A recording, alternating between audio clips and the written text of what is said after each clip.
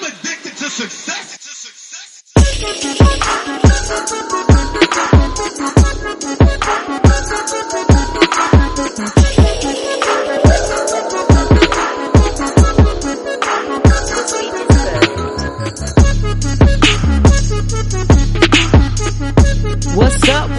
What's up? Welcome to your new favorite podcast, The Ain't Shit Show, the home of booze, views, and unpopular opinions. I want to thank you for joining us for episode 76. Yeah. I don't think we should put new. This shit ain't new no more. We established. We out here. We out here? Yeah, and we about to be on the second year, right? When the second year?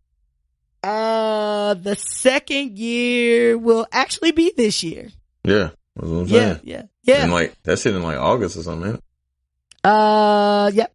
Actually, it is. Good job. We established.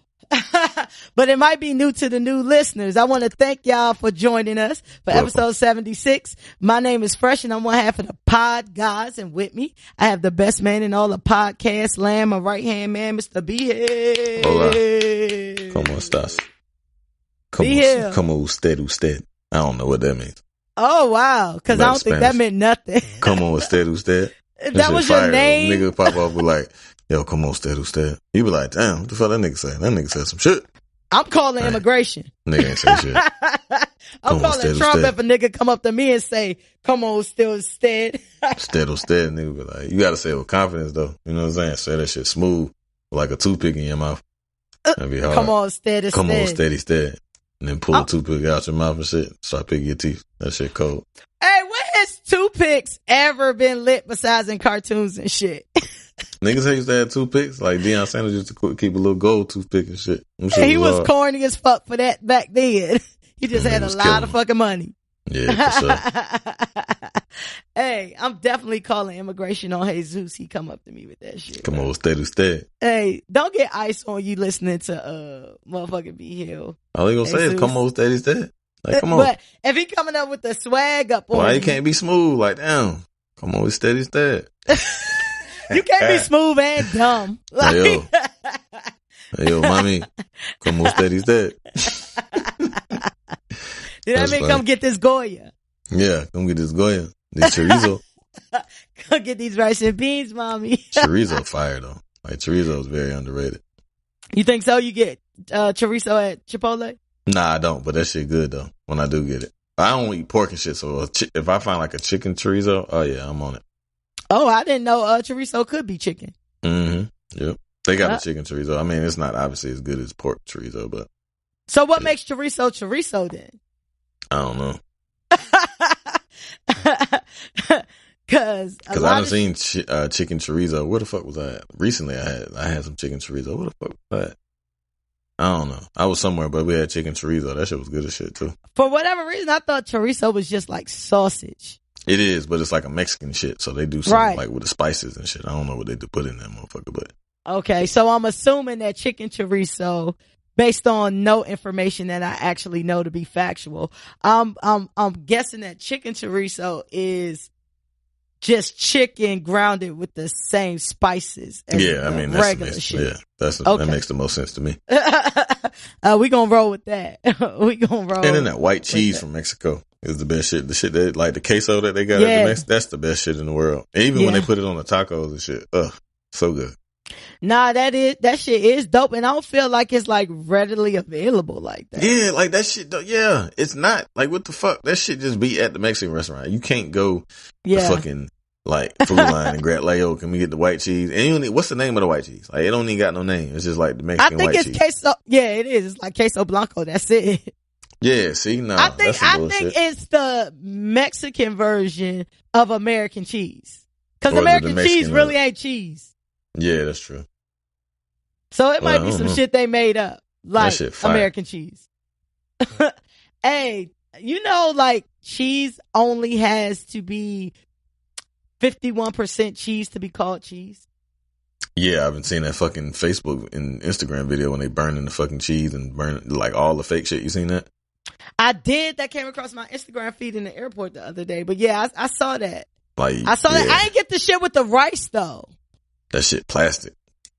That's what it was. They were saying it was plastic. I didn't know what they were saying about the rice. Yeah, it it's wasn't plastic. like no the way commentary they do it, around. that's how you find out if it's plastic or not. I forgot how to do it. I need to look at this shit. But yeah, that shit crazy. These motherfuckers out here, boy, they don't give a fuck. Like, how can you fucking sell motherfuckers plastic rice for consumption? Right. Like, what the fuck? And why do I got to pay so much money to go to Whole Foods? Shouldn't like good food just be like readily available? You know what I mean? Oh yeah. Oh, you forgot about classism in America. Oh no, I haven't forgotten. But why? Oh yeah, that's why. That's exactly why. That shit is trash. That's exactly why. And you remember when we were talking either Like last show or a couple episodes back when we was like, food or I forgot, fresh air, fresh food, like whatever. Mm-hmm. And I was like, all the food fucked up.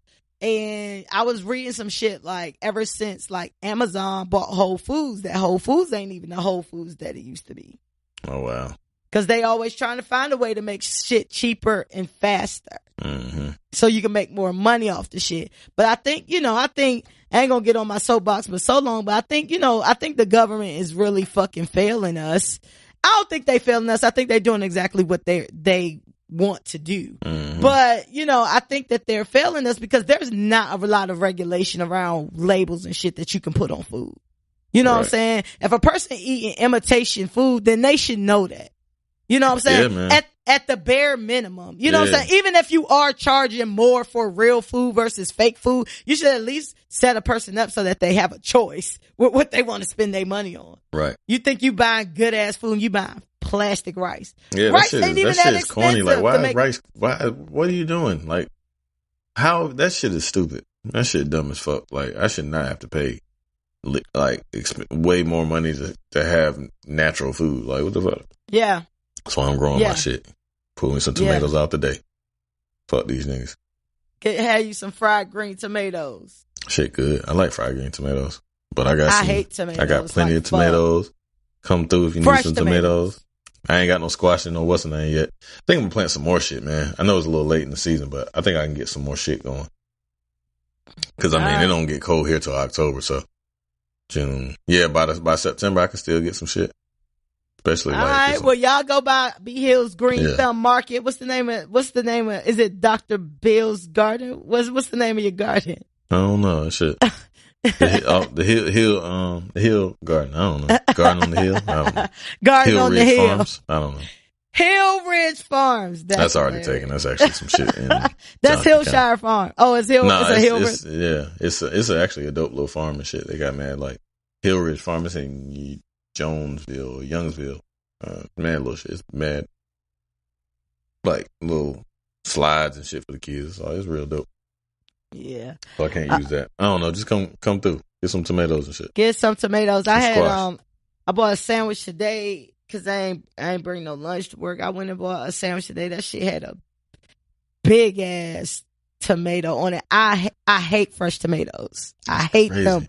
I hate them. Like, I love tomato based stuff, but I do not like fresh tomatoes. Then when you take the fucking tomato off and it's all that goop still on, that shit makes me want to throw up. I took a napkin and literally wiped the top of my sandwich off. I'm from like country and shit, so we used to eat tomato sandwiches and shit. I eat a tomato off the vine, you know what I'm saying? Get some like an apple. Yeah, like get a little salt and shit. Oh. I mean, it's a fruit, but and trash. We used to make tomato sandwiches and shit, like 2 pieces of bread, get some mayonnaise, tomato sandwich with a little salt and pepper.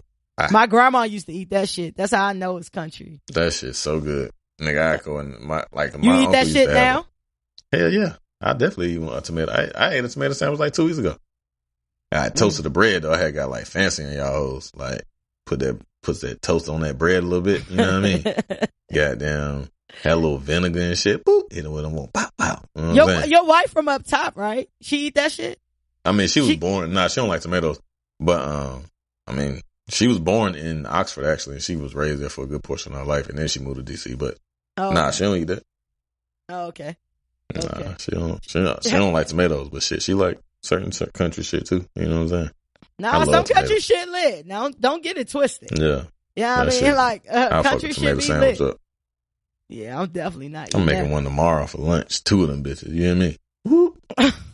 Hey, long as you got things to look forward to, bro. Small things. A double tomato sandwich. Oh, like some tomatoes and cucumber with vinegar. You like that? No. What the fuck? I don't eat fresh tomatoes. Jesus Christ, on boy. Nothing. Cut them bitches up and put them in some vinegar and let like I eat some apple cucumbers, cider though. vinegar or some shit. Fine. Nah, I don't do too much pickled shit. That ain't pickled. It ain't even necessarily pickled. It's just like, I don't know. It's like tomato and cucumber salad, I guess. I don't know. My mom always made that shit. That shit used to be so good. But I do like cucumbers, though. So I love cucumbers. Yeah. I got some cucumbers growing, too. Nice. Yeah. How was your weekend? Did you do any gardening? We missed the show. Oh, happy birthday. That was on belated me. to you, man. Happy belated birthday to you. Thank what you. the fuck? Thank you. What did I do this weekend? I ain't do shit. No, I ain't really do shit. I didn't watch the fight. I wish I would have watched the fight. Anthony Joshua got his ass beat like a fucking lame. He fucking just got all type of muscle. He got beat by a super fat, out of shape, little bitty nigga. And got his ass mollywop. But I didn't watch that because I forgot the shit was on. So, one of my homeboys, daddy died. Rest in peace, Mr. Roy. Damn, so I was fucking with him and shit. And then, that was it. I ain't really do nothing special. You know what I'm saying? I ain't really do nothing special. Did you watch Drake versus everyone? Oh, the game and shit? Yeah, I watched the game. You know I'm watching the game. Yeah. It's almost the end of fuck. That's the only shit to watch. And you know, football, basketball season over, playoffs over. Hey, you know basketball season start in 5 minutes after it's over. I feel like basketball season is constantly over. When is preseason? When do they start preseason? Like starting that shit in like August? late October. It seems like it's always basketball season. Nah, but October, these are the only June. games I watch. So who you rooting for?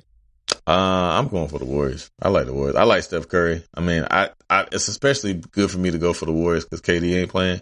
Like, I can't go for them niggas when KD playing because he a sucker for whatever he did coming to that team 2-3 years ago. But I like Steph Curry. I like Klay Thompson. I like Draymond. So and I like the team. I like Steve Kerr. Steve Kerr good as hell. He a good ass coach. You know what I'm saying? And I mean, I ain't really got a dog in the fight because I'm really a Bron fan more so. Like if Bron was playing them, I'd be going for Bron just because I fucking go for Bron. That's my nigga. Yeah. But outside of that, like Steph Curry is one of my favorite fucking players. That nigga nice as shit. So I just enjoy watching him play basketball. You know what I'm saying? Like he just do mad wild shit and shoot from goddamn half court and the shit be wet. And so yeah, I'm going for the Dubs. Yeah, I don't have a team. I do like certain players, and Steph Curry is one of the players that I like. So that's who I'm going to root for, or who I'm rooting for. Yeah. I'd like to see them do it again. And I don't want no Canadians come in winning our chip, man. Oh yeah, that's true. I don't want that shit. So Kawhi nice though. Shout out to Kawhi. Yeah. They got a good squad. It's gonna be. I hope it goes 7 because ain't really, like I said, ain't shit to watch on TV. So I'm always down for some good basketball. Speaking of which, if you want to watch some dope basketball related shit, you can. If you got Showtime, watch the Ron Artest documentary. Like, it's a really good documentary. Like, it shows, like, he was really nuts. But it was a really good basketball player. And, like, you know anything about Ron Artest, like, he done got in a million fights. The most notorious and infamous, I guess, would be the Malice in the Palace. And that, like, goes into detail about that shit. And, like, the white man that threw the drink on him and shit and why he ran in the stands and all that. And, like, it was crazy. Because I had got him confused with, who I get him confused with? Sprewell. That's who I got him. Oh yeah, Sprewell. Remember we talked about that like a while back. You was like, nah, it's Ron Artest. I was like, oh yeah, you right. Yeah, Ron Artest was the nigga. He ran in Malice in the Palace. And that shit was crazy. Like, that shit was wild. And it just like gives you like unknown footage and shit. It's really good. It's about his like upbringing. And they also had mental health issues, and it shows like how unstable he was the entire time. What is it on? Showtime. It's a Ron Artest story. It's called Quiet Storm. And it's actually pretty fitting because, you know, he's from Queensbridge and all that shit. Yo, speaking of basketball, so I went to Jamaica this weekend. Jamaica. 4 or 5 days, went to Jamaica, and it was amazing. But it's crazy because I was excited because on our last day we got fucking kicked out the pool. We were playing fucking basketball. The pool. Like, it was a court and shit, but like the pool, it was weird because the pool closed at like 7:30. Why? I have no idea. I guess because people start doing other shit around that time, but the pool closed at 7:30. What the fuck? I mean, right. And it's like, it's literally like 8 pools and shit. Yeah, I'm on vacation. Nigga, I might want to go take a dip at 9 o'clock. Cause like the other nights we had shit to do. You know what I mean? So we was always out. Like they had a swim up bar. Like the shit was insane. The shit was beautiful. Like shit is probably top 2 trips I ever went on in my entire life. 5-star. You know what I mean? Like nice people. You had your own butler. Like they deliver bottles and champagne and all this shit to your room and all the amenities that you can think of. 24-hour bars and you know what I mean? It was just dope. Beautiful place. You know what I'm saying? It's the Aberrant Star in Montego Bay. The Grand, if you're thinking about going, it's an adult. It's 3 parts, but there's an adult only part. Unless you're taking your kids, I would highly recommend the adult only part. Like I went the whole trip and only saw 1 child and that was off the resort. Oh, yeah. You know what I mean? You don't have to monitor yourself. You don't have to be considerate. You know what I mean? Like, you do what you want to do. You wear what the fuck you want to wear. You want to wear thong bikini, then that's what you wear. You want to basically have your titties out, then that's what you do. You know what I mean? Like it was super fucking lit. But we playing, like the other nights we was like, yo, like we had other shit to do, but we was like, yo, why ain't nobody ever in the pool like late at night? I would think, you know what I mean? People be turned up the whole time or whatever. Right. Found out that the pool closed. We knew that. So it was like off the late night, like the last day we was there, we had like a party on the beach, like our own party and shit. They had a bunch of like cookouts, phone parties, everything they was having there. But we had like, in addition to that, we had like our own fucking party, like on the beach and shit. You know what I'm saying? Like we had a speaker, all that, we out there. Then somehow we end up like at the pool. A bunch of shit happened. I won't disclose, but we ended up at the pool. So we played basketball the day before on my actual birthday. I hit the game winning shot, right?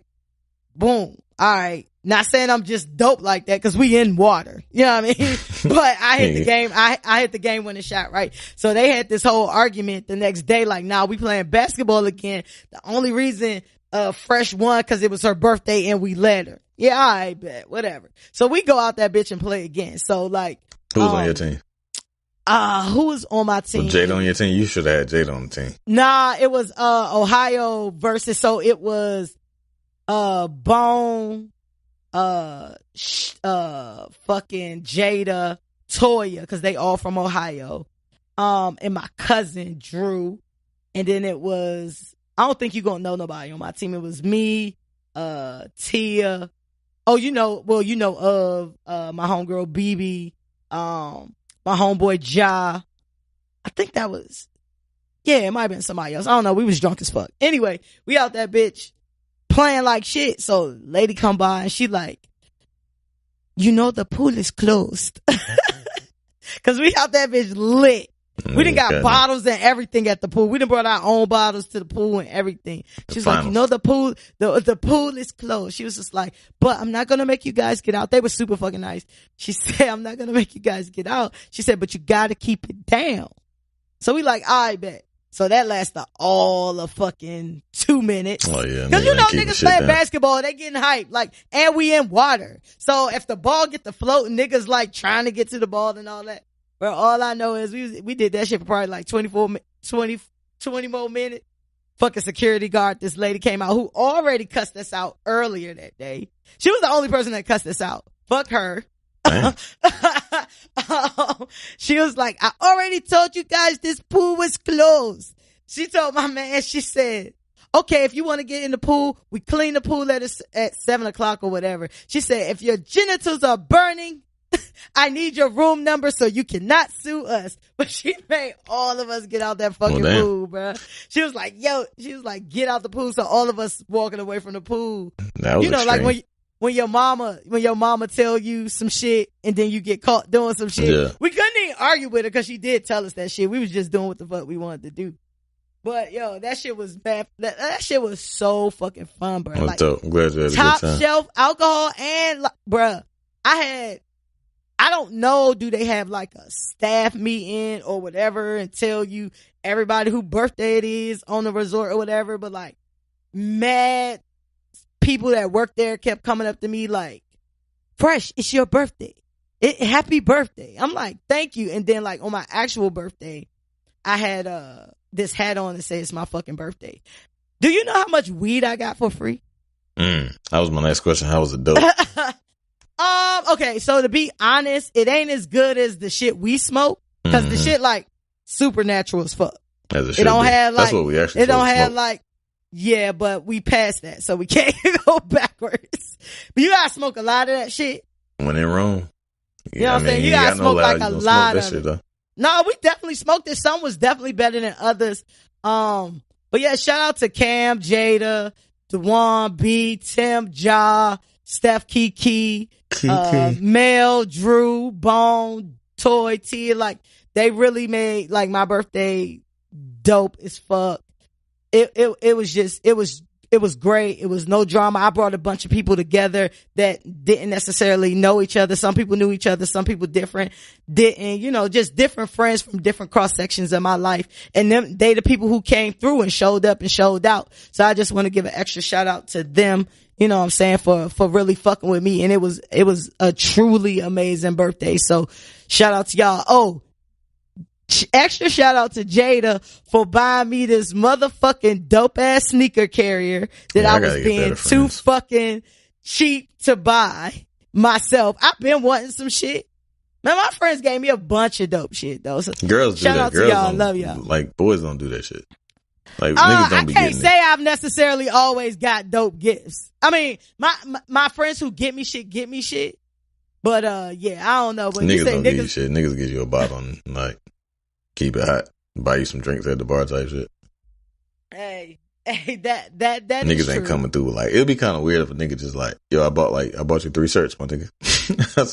I went to the mall, I saw 3 shirts for you. I thought they looked nice on you. Like, that's just kind of weird. I feel that is not weird if a nigga like, oh nigga, you like motherfucking, I don't know, Rock Nation shit, and like, yo, copped you this Rock Nation shirt and this Rock Nation hat. And you go, you wouldn't be like, that's weird. You put it on? Yo, go put this on for me. Yo, go put on this hat I bought you, my nigga. Hey, but y'all hip hop niggas is buying each other purses and shit. Like, I don't think shit that used to be weird is weird now. You know what I mean? I feel like y'all done condoned a lot of shit these days. Yeah. I saw a motherfucking post on Shade Room or something, and it was like, who rocked they merce better? I was like, yo, this where we at now, bro? That shit gay. That shit is crazy as a bitch. I'm like, this what we doing now? Yeah. Oh, all right. Like, and niggas is proudly standing there like with these. I said this on the show before.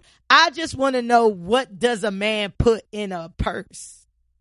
Like, I know with women keep a lot of bullshit in their purse. I don't carry a purse. I'm not that type of chick, because the shit I carry can fit in my pocket. Right. A lot of shit that niggas can carry fit in their pocket.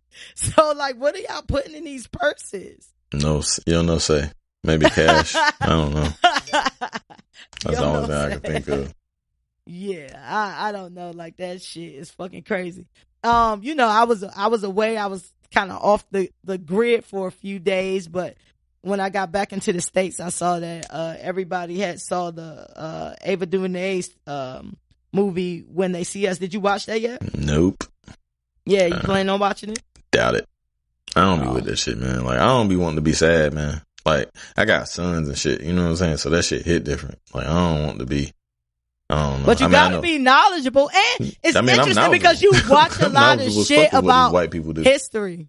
You watch a lot of shit about, Black Power. Yeah, what it was and things that happened and things like that. I'm over that shit. I don't be wanting that shit. I don't be watching slave movies and shit no more. Certain shit I just should be too much on a nigga, man. You know what I'm saying? So no, I doubt I watch it. I might give it a go, but niggas, everybody talking about they crying and sad and shit. Nah, I don't feel like being crying and sad. I'm about to go watch X-Men and be entertained. I know what the fuck our history is. You know what I'm saying? Like, I know that shit. I've read about the Central Park 5 several different times, so I'm aware of the story. I'm cool. I might watch it later, but as of now, nah, I'm straight. I will probably watch it. I definitely want to know. I know about it. I haven't read a lot of shit about it. Like, I know the premise. I know the shit that happened. You know what I'm saying? I know bullet points on the shit, but everybody said it's a movie. So that has me even more interested versus like a documentary. Oh, okay. Well, yeah, I mean, yeah. So it's, it's actors. Yeah. Reenacting, the shit versus like a straight like documentary. Nigga got grief counselors on the set. All right. Nigga, I'm gonna need a grief counselor. Who the fuck gonna give me a grief counselor? The fuck? Yeah. So it's like what, like 8 parts or 10 parts or something like. How many parts is it? I don't know. Don't give me the line. I know it's multiple episodes though. I'm not sure. I want to watch that, and I want to watch a couple of the David Letterman interviews as far as Netflix, I forgot about that shit. There be too much shit on TV. You be on YouTube, that's why. Nah, I don't really be on YouTube like that. But I was just sitting there. I mean, like I watch all type of shit. Like it's just shit galore. Like it's just fucking content galore that I don't know, between goddamn my phone and YouTube and TV and shit. It's just like fuck. Turn the TV off, listen to music. Oh yeah, Jim Jones album is fire as fuck. Is it? Yes. I didn't even know Jim Jones had something out. Yeah, I don't know how. What's the name of it? I ain't heard shit about it. It's called El Capo. Everybody talking about that shit.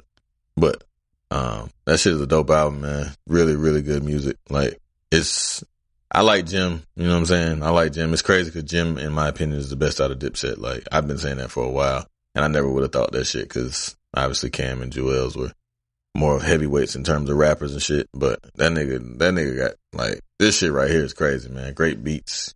Fly nigga talk, like, you know what I'm saying? Like, Jim's actually a good rapper now, you know what I mean? Like, he couldn't rap before at all, and now he's, like, actually pretty nice, you know what I mean? He got a joint with Ross that he, like, got off on, like, went crazy, like, one of the best Jim verses ever.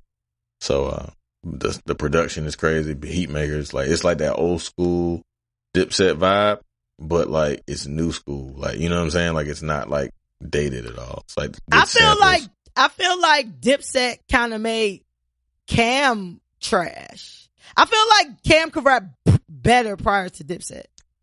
Yeah, I mean, he got rich and was kind of just chilling. Like, after Come Home With Me, that's when the shit, like, tapered off for me personally, like, in terms of Cam.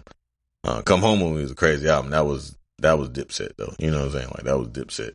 That's when he, like, that's his most commercially successful album. You know what I mean? Yeah, he was on Rockefeller. Yeah, that shit was hard though. You know what I'm saying? Like, that joint was alright, but Come Home With Me and SDE was my favorite. That's Come Home. Joint. I just said Come Home With Me. Well, I say Confessions of Fire. My bad. Confessions of Fire. And SDE, Confessions of Fire, was my joints. All three of his first albums, but Come Home With Me, I think was more of a complete body of work. You know what I mean? But Confessions was hard though. Whatever Jim Jones album with Summer in Miami, that was my favorite Jim Jones. Diary of a Sinner, that was his first album. Yeah, that was a good joint. He got like his discography is better than anybody's in fucking like all his albums like Poem was my product of my environment was with him and Max B. Like that shit was crazy. I love that. I listened to that album still. Yeah, I've never heard that joint. That's crazy. That's one of the great. That was like the album that Ballin' was on. I'm not like Dipset put out something in recent times. I'm not the nigga that shit won't recent times. That shit was like 08.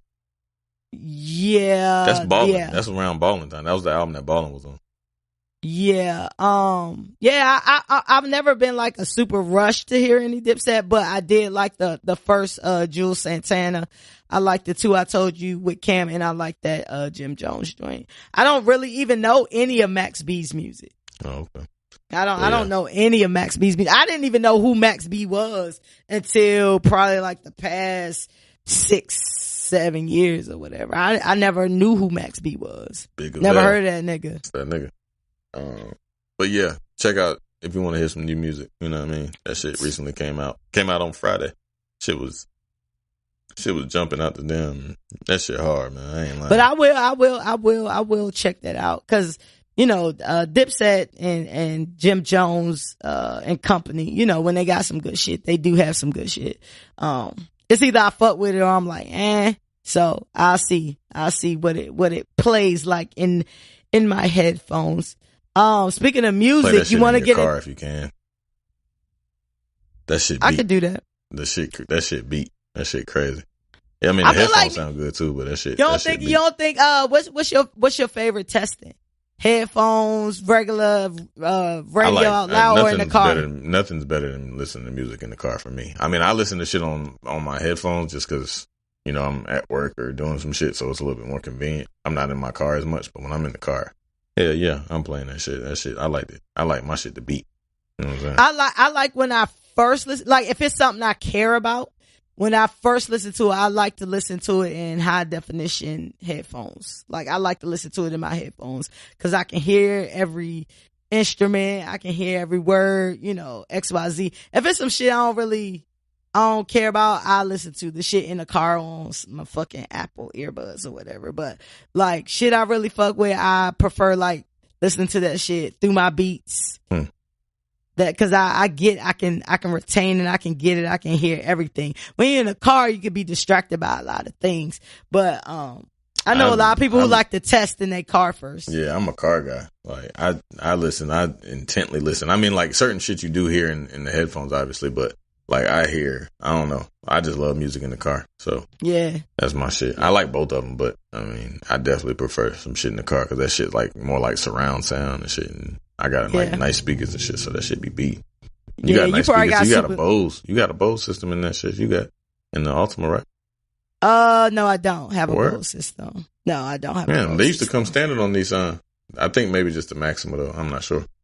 Yeah, no, I definitely don't have a Bose system. My system is okay. I mean, it ain't nothing to scoff at, but it ain't, I mean, I ain't about to be up there bigging it up either. But, yeah, I mean, it's straight. I love these 6x9s. Them shit hitting.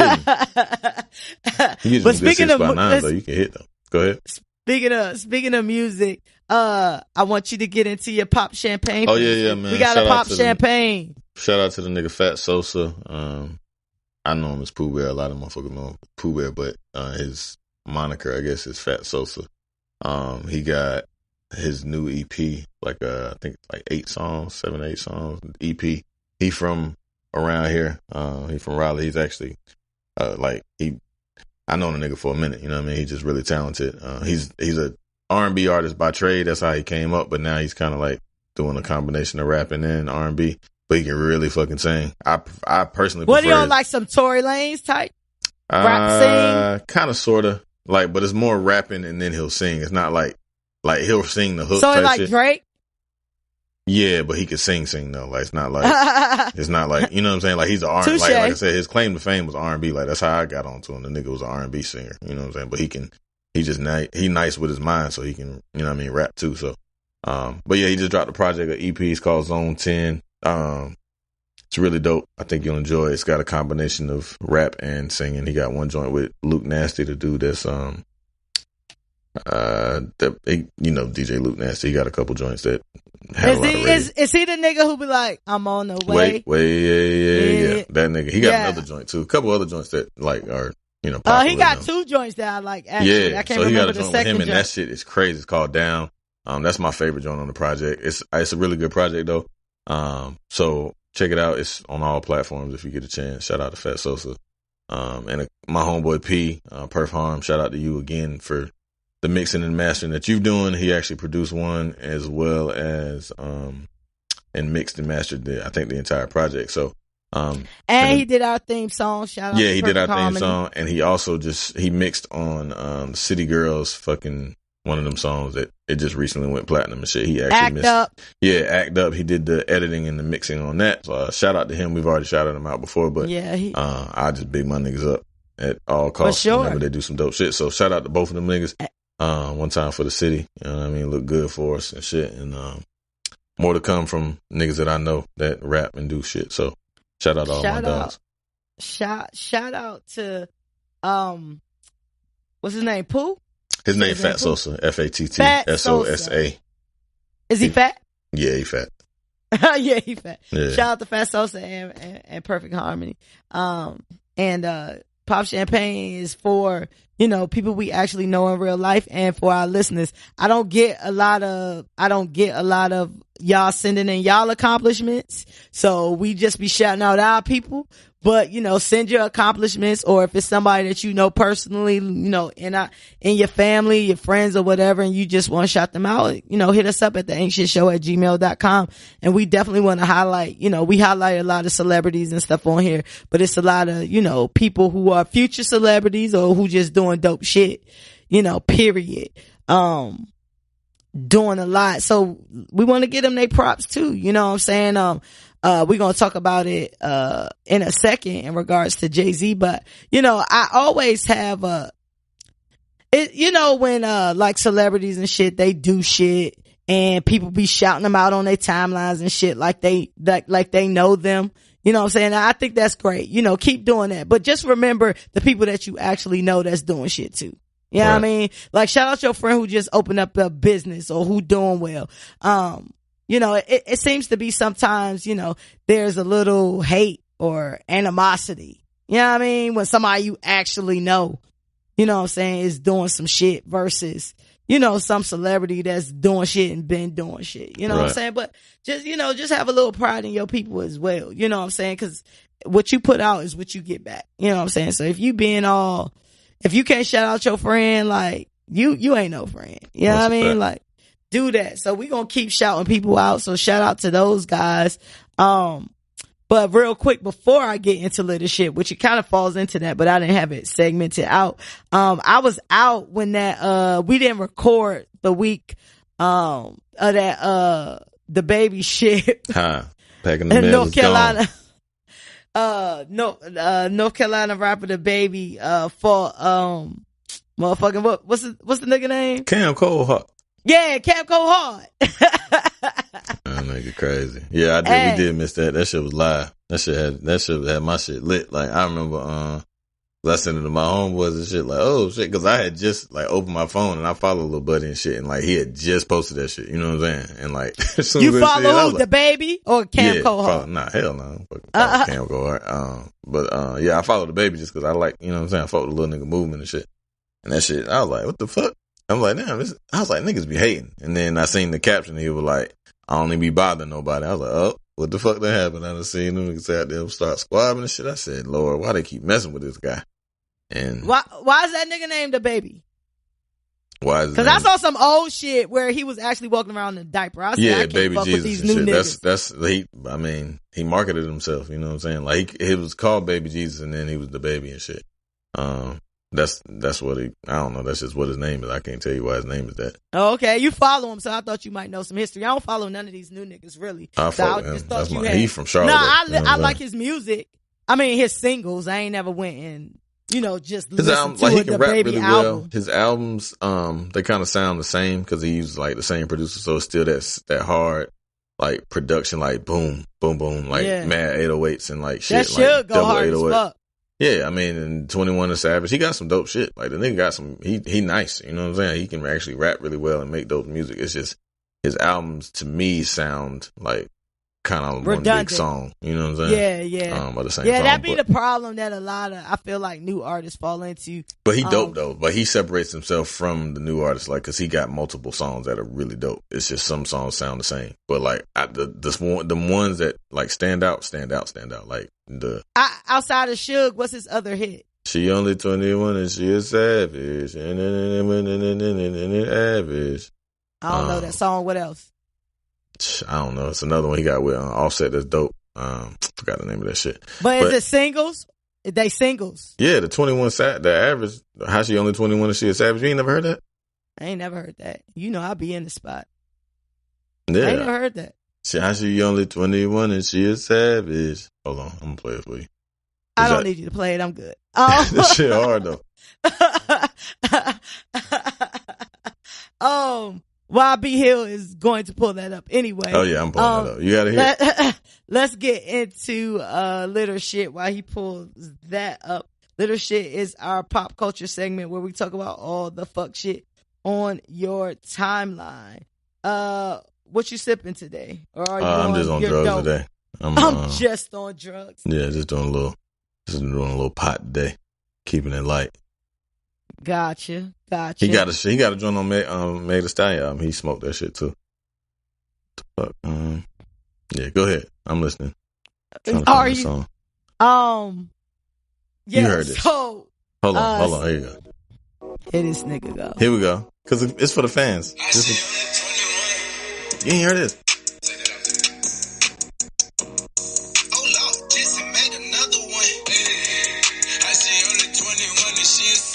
You ain't never heard that?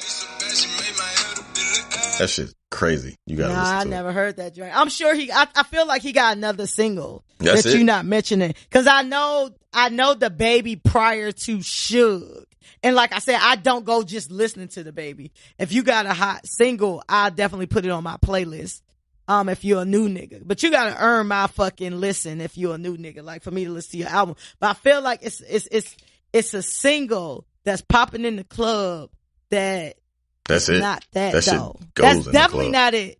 I'm not saying it. I'm not saying don't go up in the club there. I'm just saying I've never heard it in the club. But he does have another song other than Suge. But anyway, the baby beat Cam Cohart ass. Beat the hell out of him. And Cam Cohart deserved that shit. And niggas is corny. Shout out to y'all who do niggas, cause niggas is corny these days. Like, and did you see like Moneybagg Yo and Meg Thee Stallion was together? Yeah, I seen that shit. That shit was shit. He's a funny looking fella. He is an ugly looking guy. He look like a Simpsons character to me. That nigga like Mike Myers. He ugly as hell. He know it too. He got a Mike Myers chain. That's how you know you ugly.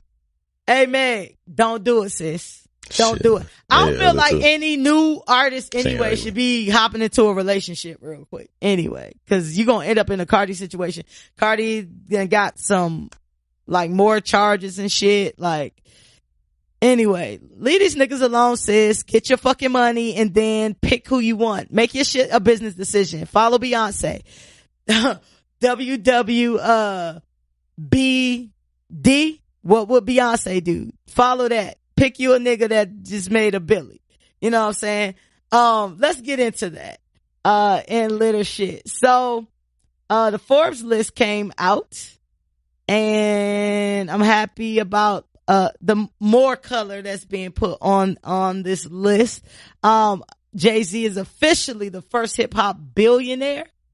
Shout out to Jay. We're going to clap it up for Jay. Shout out to Jay. J-Ho. Shout out to Try to change my name to Jay Peso. Hey, but in the meantime, call him William H. though. Listen, Jay-Z told y'all he was going to be a billionaire. He said he was on his way to a billy.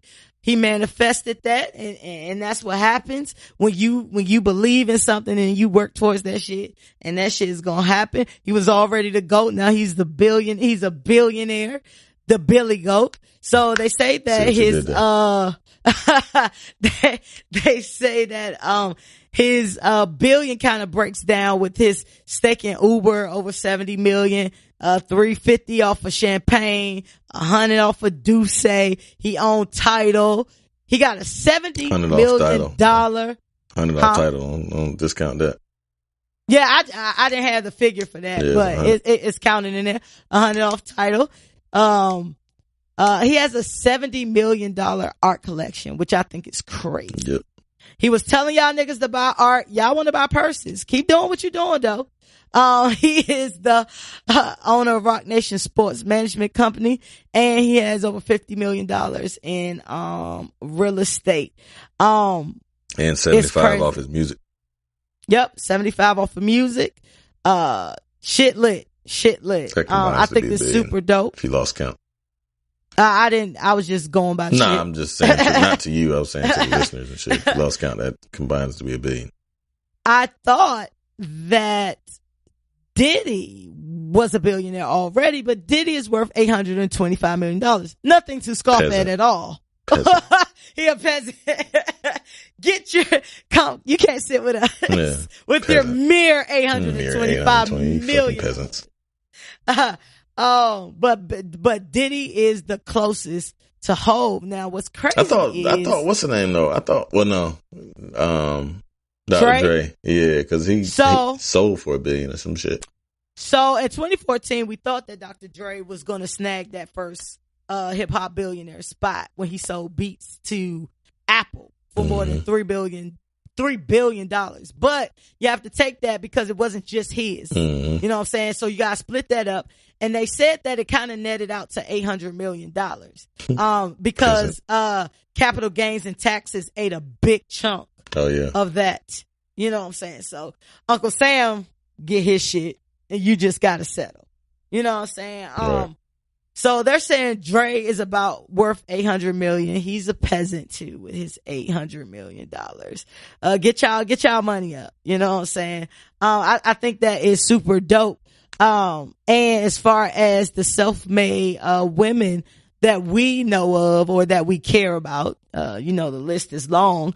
But out of black women and or women we actually know of is Oprah at $2.6 billion. So she telling Jay he can't sit with them. Kylie is number 23 on the list with $1 billion. I still want to see those facts and figures. I'm not sure I'm completely sold on that one. Yeah, that's a lot of money for them 20-year-old. 21-year-old. Yeah. Rihanna is number 37 at $600 million. Yeah. Now, this makes Rihanna the wealthiest female musician in the world. Name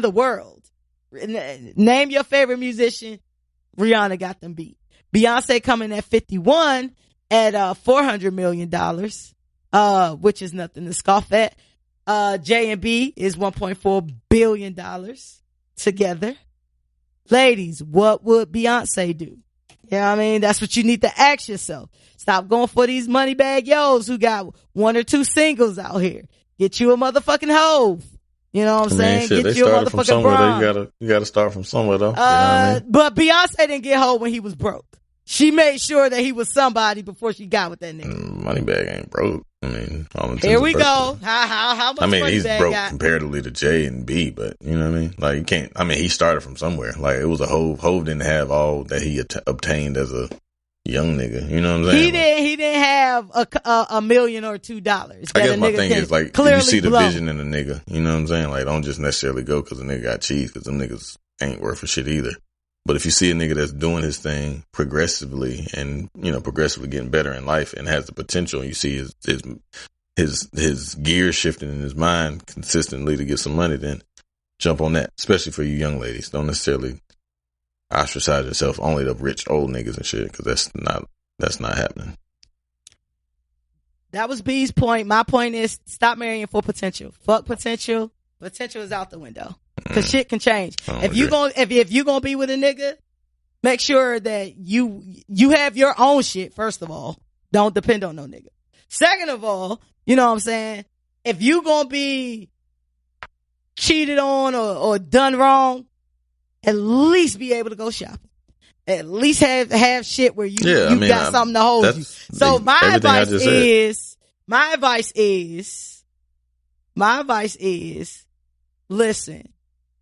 Get a nigga that got some shit. If you're in that arena where you're around niggas who got shit, I ain't saying, you know what I'm saying, I ain't saying you're a regular chick and, you know what I'm saying, you just want you a good guy.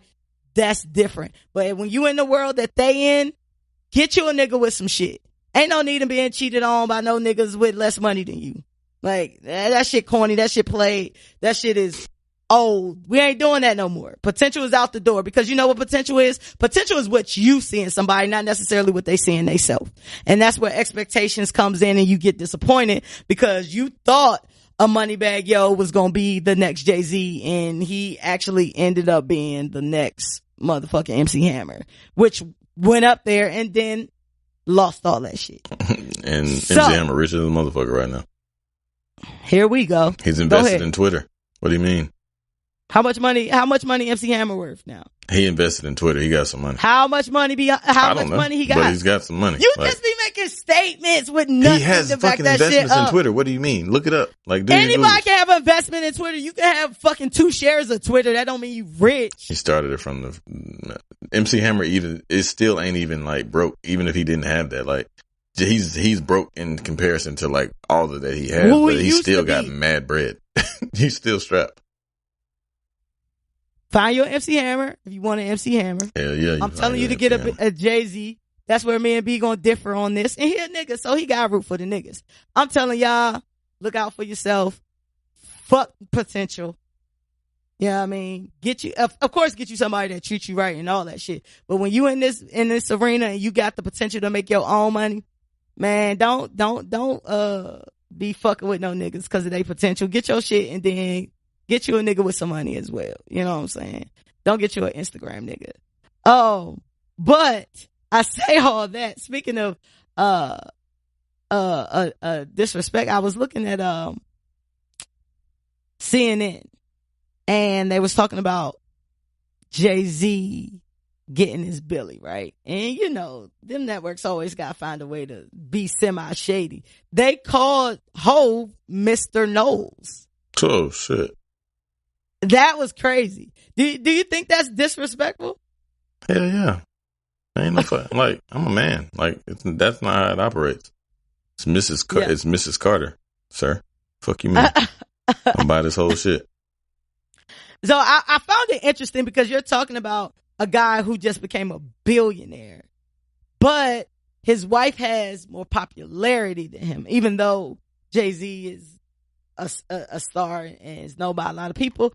We don't have to argue that Beyonce is probably known by more people than Jay-Z. Absolutely.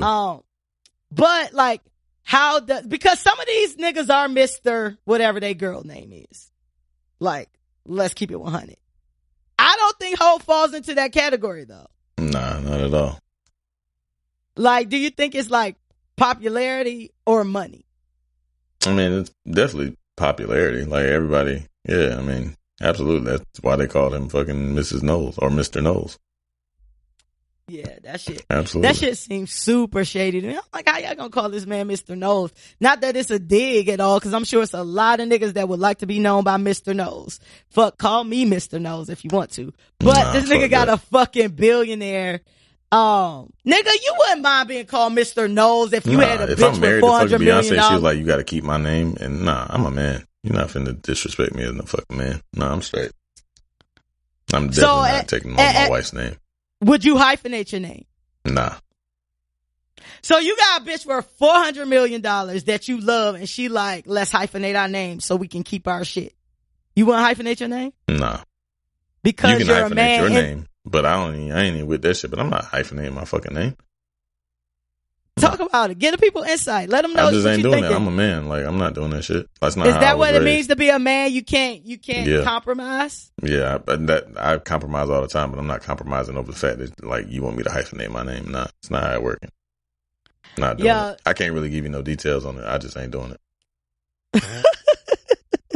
Like, for real. Like, I'm a man. I won't raise like that. Like, I'm cool. I'm not taking. You know what? Name. The funny thing about it is I was having this conversation the other day, and I think, you know, I understand how marriage used to work, and women were basically sold this property, and then you basically took this nigga name. And so I'm at the age where bitches are now getting divorced and all this shit. So like, you go your life, you go these 25, 30 years being who you are, and then you marry some nigga, and then you instantly become his last name. So you gotta change your whole fucking identity. And then he goes on with his fucking life. Y'all get a fucking divorce, and now you stuck with his name, and now it's another bitch he done got married to, and both of y'all is Miss Carter. I'm just saying. But then I'm just like, why the fuck would you go through the process of keep changing your fucking identity? And he keeps going through that. Like, I would never change my name. I wouldn't hyphenate my name. When I was younger, I said, if I ever got married, I would definitely hyphenate. I was never down with changing my name, because I'm not down with changing who I am for somebody else. Because I feel like whoever you're with is just something that, you know, accentuates who you are, or it's like a cherry on top. It ain't the fucking Sunday. You ain't make me.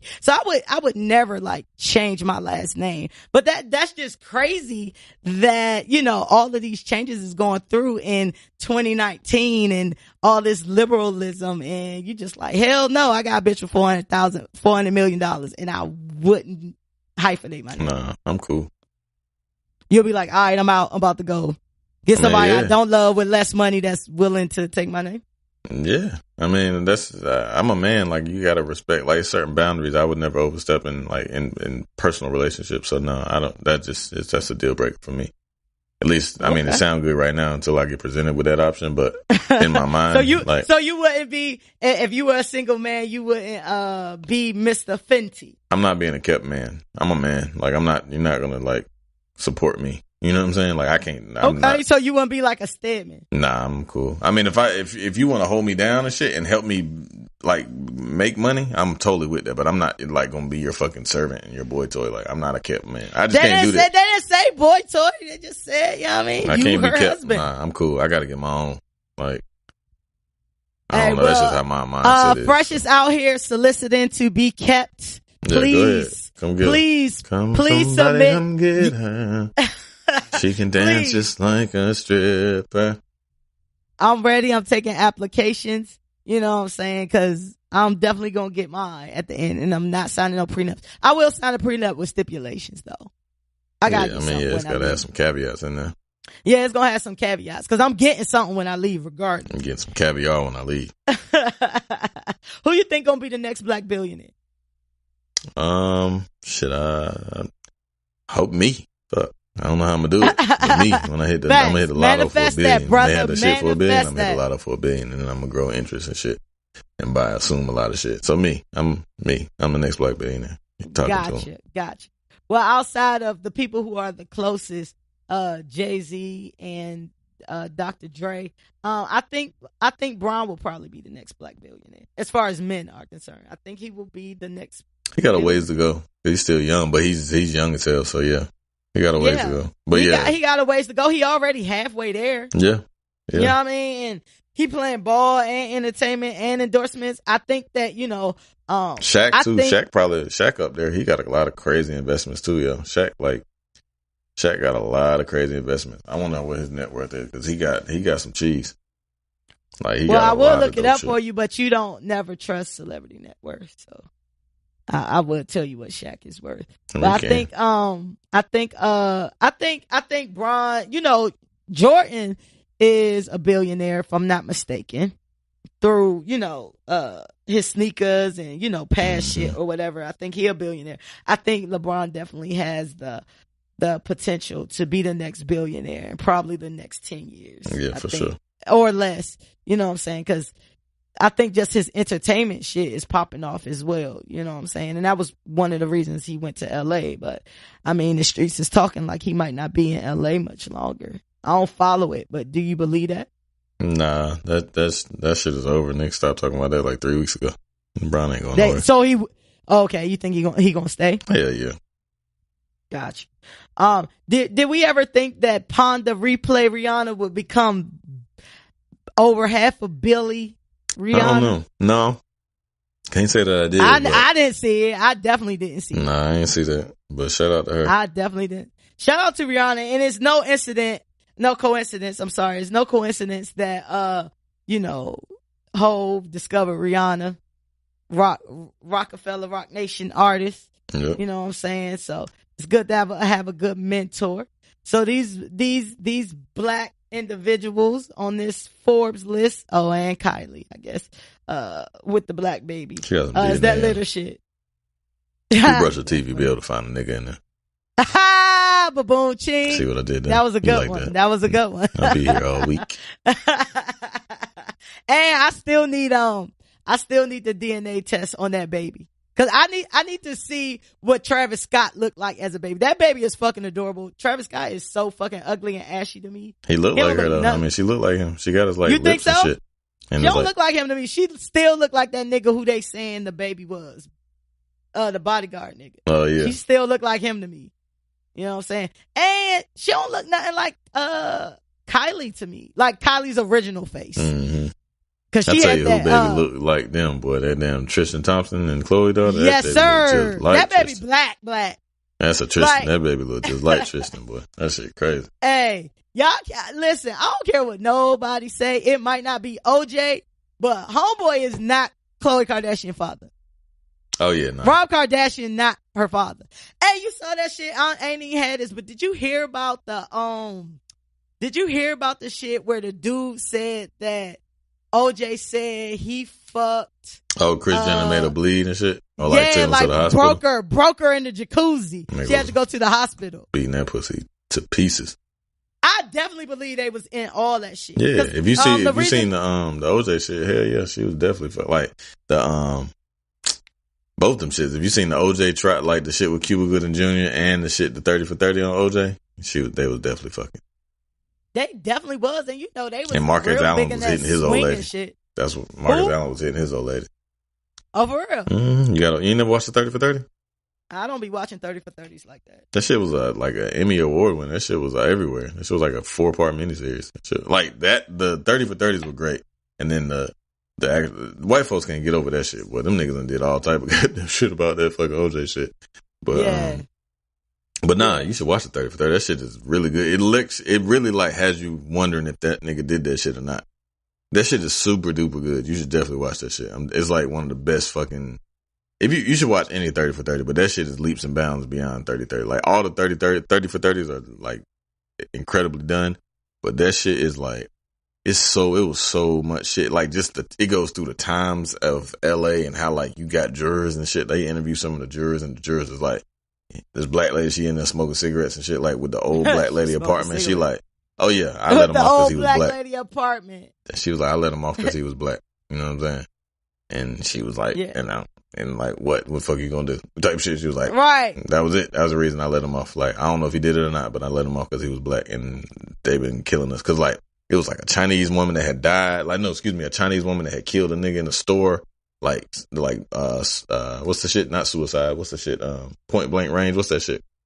Whatever. Execution style? Yeah, execution style. Correct. So, yeah, she did that like right before all this shit happened, like 2 weeks before, and she got off on that shit, and like this shit happened, and then so that shit was crazy. You should definitely watch it if you've never watched the 30 for 30 with OJ. That shit is really good.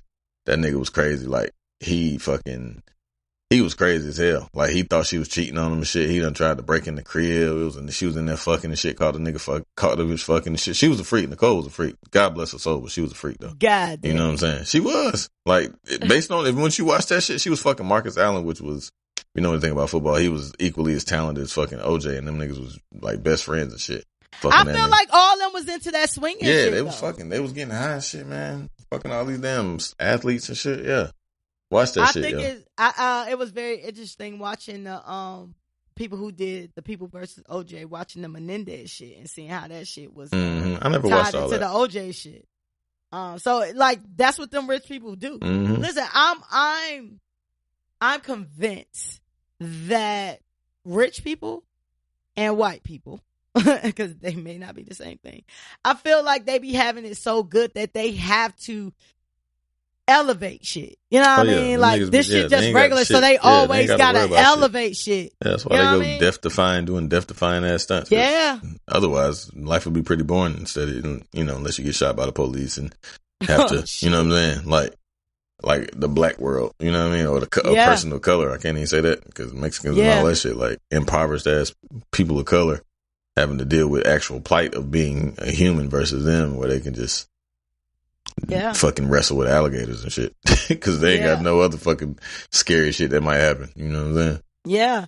And they have this sense of I was listening to one of my other podcasts, The Read, shout out to The Read, and she was talking about how she was going in her building and the white lady asked her, like, do you live here? Like, let me see your key, let me see your this. And it always baffles me why white people feel like they gotta regulate shit that don't belong to them. You know what I mean? Like, nosy, man. Why do y'all feel, but soon as somebody yell at y'all or say something, y'all startled and shit? Like, how are y'all so fucking big, bad, and bold, and then soon as somebody yell at you or whatever, you calling the police or you whatever, like, how does that, like, what's that dichotomy just baffles me. You know what I'm saying? Like, how are you the strongest person and you timid as fuck at the same time? All you gotta do is mind your fucking business. Like, mind your business. Yep. Like, you always want to do like citizens arrest and shit like that. Yeah, like, man. That shit is just crazy. Anyway, Billionaires is lit. We established that. Happy Pride Month. It is officially Pride Month. And on the 22nd season of the PBS children's show Arthur that premiered last week, there was a gay wedding featuring Arthur's teacher, Mr. Ratburn, exchanging I-dos with an aardvark named Patrick. And after they tied the knot, Arthur and his friends discussed the wedding, like at the reception and shit. So, you know, we've had different stories like this all the time where, you know, the homophobes on social media is just totally outraged. And then, it's the people that's just like, oh, well, what about my children? Like, I don't want to talk to my children about this, whatever. So that ain't even my question.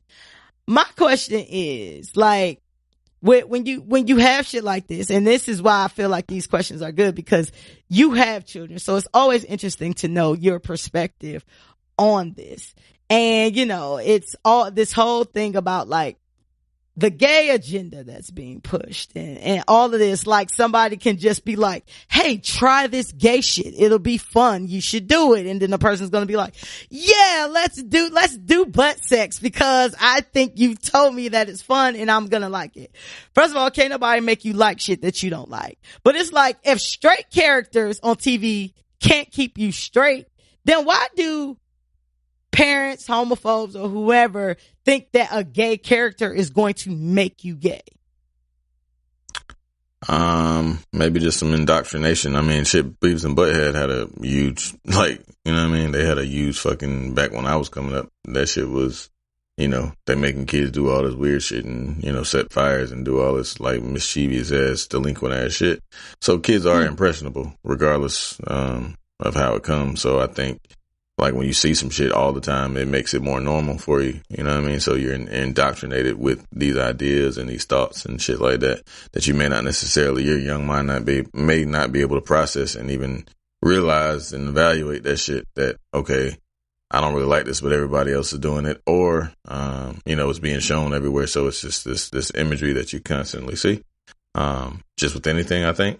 Even like if you go back to the news, you see like black people are always being scrutinized and fucking brutalized in the news, to the point where like some white people will be like, that's all we see is that black people are fucking, murderers and doing this and doing that, versus like the positive shit. So, I just think it's just an indoctrination of, imagery that you see on a constant basis. You're going to kind of it'll be disseminated by rote to the point where you're like, it makes it normal for you. So I can totally see why, people will be up in arms about that shit. That's why people don't let their kids watch guns and shoot shit and do all that. You know what I mean? Like violent movies and shit like that, because that begets violence. You know what I'm saying? So, let's go with that. Let's go with that. So you're saying they're being indoctrinated into this. Yes or no, there are way more straight characters than gay characters, period. Yeah. Okay, so it's kind of shifting now though, but it's probably like. But we not gonna sit here and act like it's. Are you think so? Yeah, it's getting there. Gay is widespread now. So, do you think that there are a lot of gay people? Is that why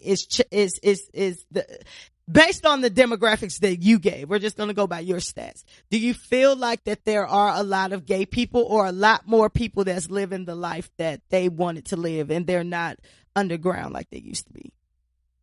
So do you mean, are you asking, are there closet gay people, or are there? No, what I'm asking is like, so if we're using what you say, 75-25? 35.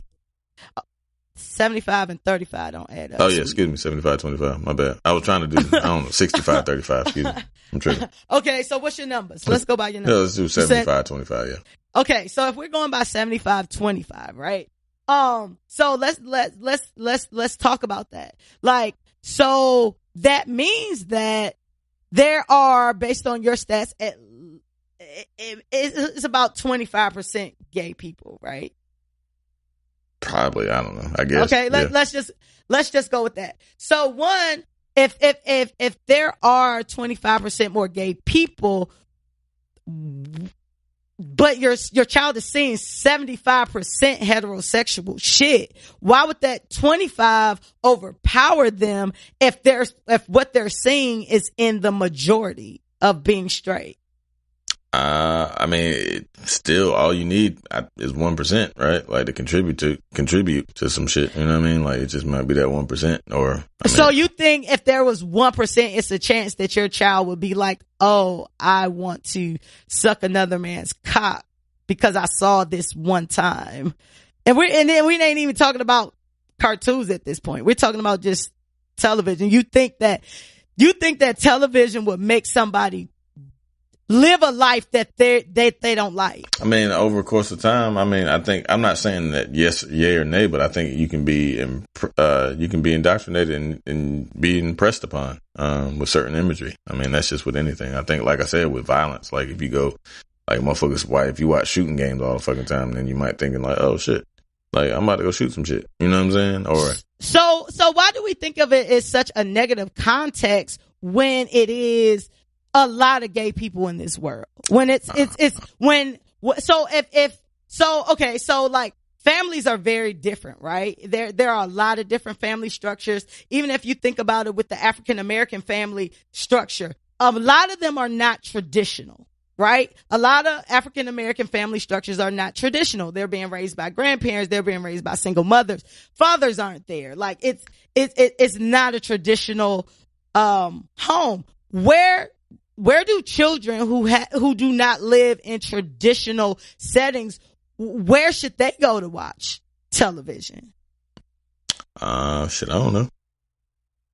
I mean, cause even that though, like, so even if you see some shit, like you see a single mother and you have say your son that has a mom and sees her getting her ass whooped over the course of time. So you have like a disdain for women. So, you know what I mean? Like, so things are impressed upon you when you're a child. Like a lot of people have fucked up ass childhoods, makes them fucked up ass adults. You know what I'm saying? Some are the minority in that, because like I know people that have had fucked up childhoods and are doing a very good job, but I know a lot of motherfuckers who have fucked up childhoods that ain't necessarily doing it because of the situations and the circumstances and being a product of their environment and the sum of their experiences. So I guess if the sum of your experiences, homosexuality, or violence or fucking drug use or drug abuse or whatever, like if you're exposed to that shit at an early age in abundance and repetitively, then you may pick up some of that shit. You know what I'm saying? Just by fucking. Wow.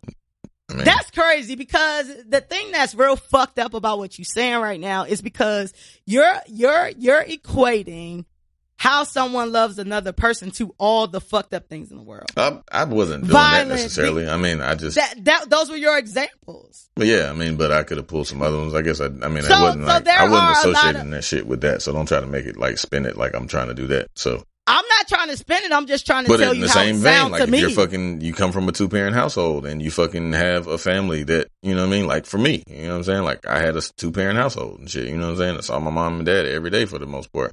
And now I have a fucking wife and see my children every day. You know what I'm saying? So, I mean, if you want to like try to frame it in a different way, then I can meet you there. But you're a product of your environment, some of your experiences is my point. I don't think that's how homosexuality works. I don't think nobody can press upon you to like something that you don't like. I know mad girls that like used to try to be fake gay because it was like the cool thing to do at one point. You know what I mean? Like, and then that shit dissipated. But listen, ain't nobody gonna make you eat a pussy or suck a dick if you don't like eating pussy or sucking dick. Like nobody's gonna make you do that. That was something you could have liked, and it might not be what you like all the time. People are bisexual. Sexuality is fluid. So if you were going to do that, you didn't do it because it was cool. You might have did some fake shit in the club where you want to dance on your homegirl and kiss on your homegirl, but you ain't about to keep having sex with the same sex if you don't like that shit. Nobody's going to do that. Nobody's going to keep doing something that they don't like to do.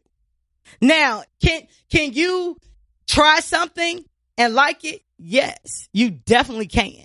I feel like you definitely can try something and like it. But is that the worst thing that can happen as long as you minding your business? I mean, yeah, I don't give a fuck how people fuck. But I mean, you asked me a question and I tried to give you some rationale behind it. Yeah, but I just don't understand how straight shit can't keep you straight, but gay shit can make you gay. Like if all you saying is straight shit, or majority of the shit that you saying is straight shit, why wouldn't you be straight? But just like you're playing a bunch of straight shit on a gay kid, you know what I'm saying? Like that's not gonna make them straight, because that's what they're saying all the time. Like they're saying that all the time. That's not going to make them straight. I don't feel like a person just goes in and be like, oh yeah, I'm going to do something I don't really want to do because I saw it on TV. It's not violence. It's not all those things. But sticking to that same tone, I think that it's funny that parents will buy their kids all these violent ass video games. They'll let them watch all these fucking shows and beating women and all of this fucked up shit, and you know, and then they have a problem because a motherfucking rat is marrying a motherfucking aardvark. Like, that shit is crazy. And I feel like that first of all, I feel like, you know, you saying you making the shit normal, right? So I feel like homosexuality been around since the beginning of time. It's just that people have been afraid to come out and say it because of society. And now you have a society where motherfuckers don't give a fuck and is more accepting, and they have more allies and shit behind, you know, homosexuality and things of that nature. But it makes it sad for me only because I see children who are clearly homosexual, that their parents don't want them to see that representation because they think they're going to, you know, perpetuate that, or your parents would rather for you to be some nigga with a whole bunch of kids lying around versus, you know, having, you know, a family. And like, just me leaving my homegirls who are married and have a beautiful family, like a beautiful fucking family. Like, how could you hate on that? Like, how could you hate on that? And then when these kids grow up, like when these kids are at an age where they're understanding the shit, yes, they should have fucking representation on TV. Like everybody should have representation, because if you think about it, they didn't want us on fucking TV. That's where blackface came from, because they didn't want us on TV, and they didn't want motherfuckers thinking that black people could do shit. And it's just repetitive, and it just makes me upset when parents, I just feel like you're a fucking bad parent if you can't explain to your children, hey, the world is made up of different types of people. Yes, this motherfucking, as a good parent, you should be able to explain that shit. You should be able to say, hey, this motherfucking rat married this motherfucking aardvark, because it's people like that in this world. And I would think that you would want to educate your child before they go out there and embarrass your ass saying, ew, mommy, why they doing this? Or why Sarah got two mamas, or, you know, whatever the case may be. Like, it's all about educating your children about the world. And if you're sitting here being so worried that an aardvark and a rat is gonna make your children gay, I feel like you got a different set of issues. Like, I feel like you got internal shit you need to deal with. Not you per se, but the general you who feels that way. You know what I'm saying? Like, I just think that that's weird. And I think that it's weird that people get up in arms all the time, every time this happens. But what you need to understand is that this shit not gonna slow down. It's not gonna slow down. Ever. Like, it's not gonna slow down. Like, gay people and all different types of people in this world have a fucking voice, and that's not gonna be silenced. You know what I'm saying? Like, you don't feel like you need to teach your children about the world? Yeah. I mean, are you like trying to direct this towards me or something, or just like some of the shit that you said? Listen, and all I did was answer your question, like the way I raised my children. Of course, you can answer the question, but I can have a rebuttal to that. It's not to you. I mean, I just was responding. You asked me like why people felt that way, and I was explaining how I perceive people to feel that way. I don't give a shit how you live and love. I don't give a fuck about that. I don't give a fuck about if you're a good person or not. You know what I'm saying? Now, I don't want my daughter seeing like women kissing all the time. You know what I mean? That's just weird for me. But I mean, I'm still going to explain it when she asks me, because I'm not going to, my child is extremely intelligent. All of my children are extremely intelligent and inquisitive. So when they ask me a question, especially at this particular time in their life, this is when they're sponges and they try to learn everything under the sun. So it's my duty as a parent to explain it. Like, exactly. That's all I'm saying. Yeah, but that's what I'm saying. Like, I never said that I didn't, but I was trying to give you the rationale in the question that you asked and why people are up in arms about that, because some people don't want that shit. And I don't want my kids or my son seeing two men kissing. That's just not how I operate. But when they do, we're going to have a conversation about it. Cause I mean, a little nigga in my fucking son's class had painted toenails and painted fingernails. And he's aware, like, he doesn't do that shit. We don't do that in our house. But I explained to him, some people do. But what if your son want to do that? No, he's not doing that.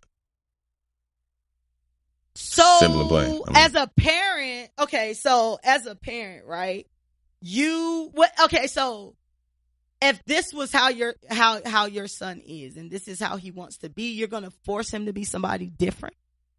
Yeah, we're not painting our toenails. You can do that shit when you grow older, but at this point now, we're not doing that. It's for women. Women do that. It's just how I operate.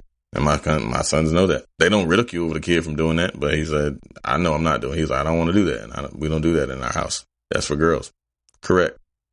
That's how we operate. Do you see a lot of shit where, you know what I'm saying, like, you have that same son that's, when ain't nobody around, he dressing up and he can't be, you know, who he want to be. I just feel like that's the worst thing ever. Not just with being gay. Like, I just feel like parents who stifle their children from being who they want to be versus who the parent wants them to be. If it's not hurting anyone, or if it's not, you know what I'm saying? If it's not something where, you know, it's a bad thing. It's just, you know, like your child expressing, you know, themselves. Like, it made me upset when, you know what I'm saying, it's like, oh, somebody was like, oh, my son not playing with that cooking set. That's for women. But all the chefs are male. So, like, why are you opposed to that? Like, I just don't get misogyny. Like, I don't get misogyny, and I don't get how, as a parent, and this is a little person that you love, like, why wouldn't you want that little person to be whomever they feel like they should be? Like, why would you want them to closet that or come out to you to be, you know, something that they're not, and to live a miserable life? Like, would you prefer that? I mean, we'll have to have a conversation. I think when they're to a point where they can hold a conversation intelligently and explain to me why they want to do that, then yes. But when they're 6 years old and 5 years old, I don't think that they're capable in that capacity to make the most rational decisions in terms of what's, you know, I mean, it's my job to kind of say what's good and what's good and bad, and what works and what doesn't work. So, I mean, the way under my eye, I think that's the way that we're going to operate until they can come up with some intelligent, poignant position as to why they feel that they should do that. And if they really want to do that, then we can certainly discuss it. But at this point, when they're 5 and 6 years old, I'm not even talking about even like on a sexuality thing, because I'm with you. I don't feel like, as far as the actual act of sex, like, kids don't know that, you know what I'm saying?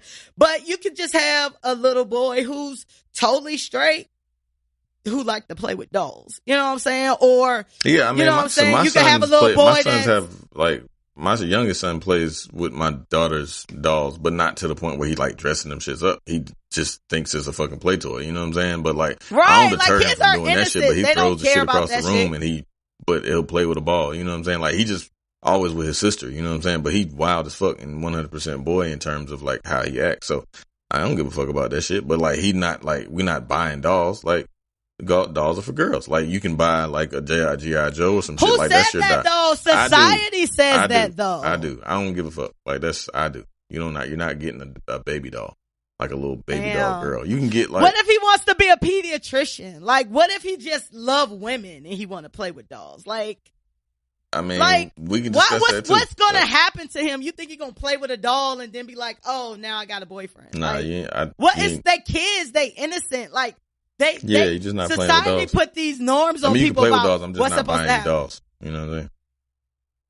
That's just how it rocks. You can get fucking action figures and shit like that, which is essentially still a doll, but like, I don't know. That's just how I operate. I can't really give you no rhyme or reason. My wife's on board, so that's how we operate.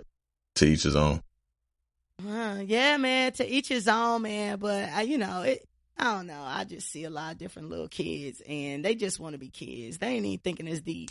You know what I'm saying? As parents getting they underwear in a bunch about, you know, the shit that's going on. They see a toy, they want to play with it. You know what I'm saying? They see a toy in Target, they just want to play with it. They interested in a lot of different things. But Mr. Ratburn marrying the aardvark is lit or shit. Lit for them, I guess. I mean, it's a cartoon, so I don't know. I don't put much stock into it, but I think that it's dope, and I think that, you know, I think that everybody needs representation, and I think that, you know, if you're a good parent, you will tell your children about the world and but I guess how I don't it works. see the significance of having like marriage and shit like in any type of cartoon. You know what I'm saying? Like, it should. I don't know. I don't know. Like, I don't think sexuality should be introduced in any type of cartoon, be it homosexual or heterosexual. Like, but there's always been parents in cartoons. Yeah, that's true. I guess. I don't know. It's just the like getting married and shit, and I don't know. It's just kind of, I don't know. Just denotes some. I don't know. It's just weird, but I guess whatever. Yeah, I mean, there's always been dating and couples and Mickey and Minnie and Pepe Le Pew and the other skunk bitch. Like, there's always been relationships in cartoons.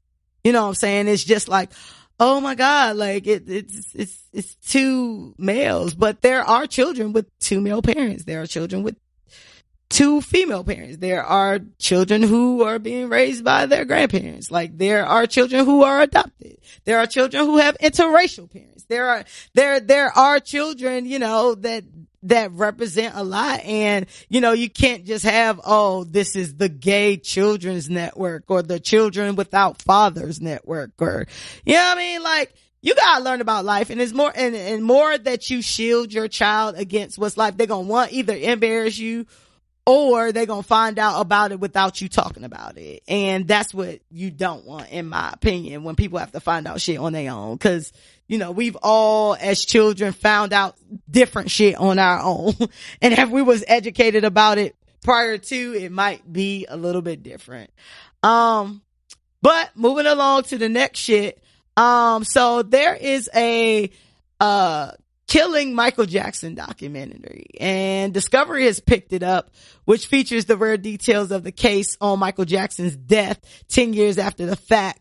Y'all know Michael Jackson died in 2009 of an overdose from propofol, and it sparked an investigation of Conrad Murray, who was Michael Jackson's cardiologist, and Conrad Murray went to jail in 2011.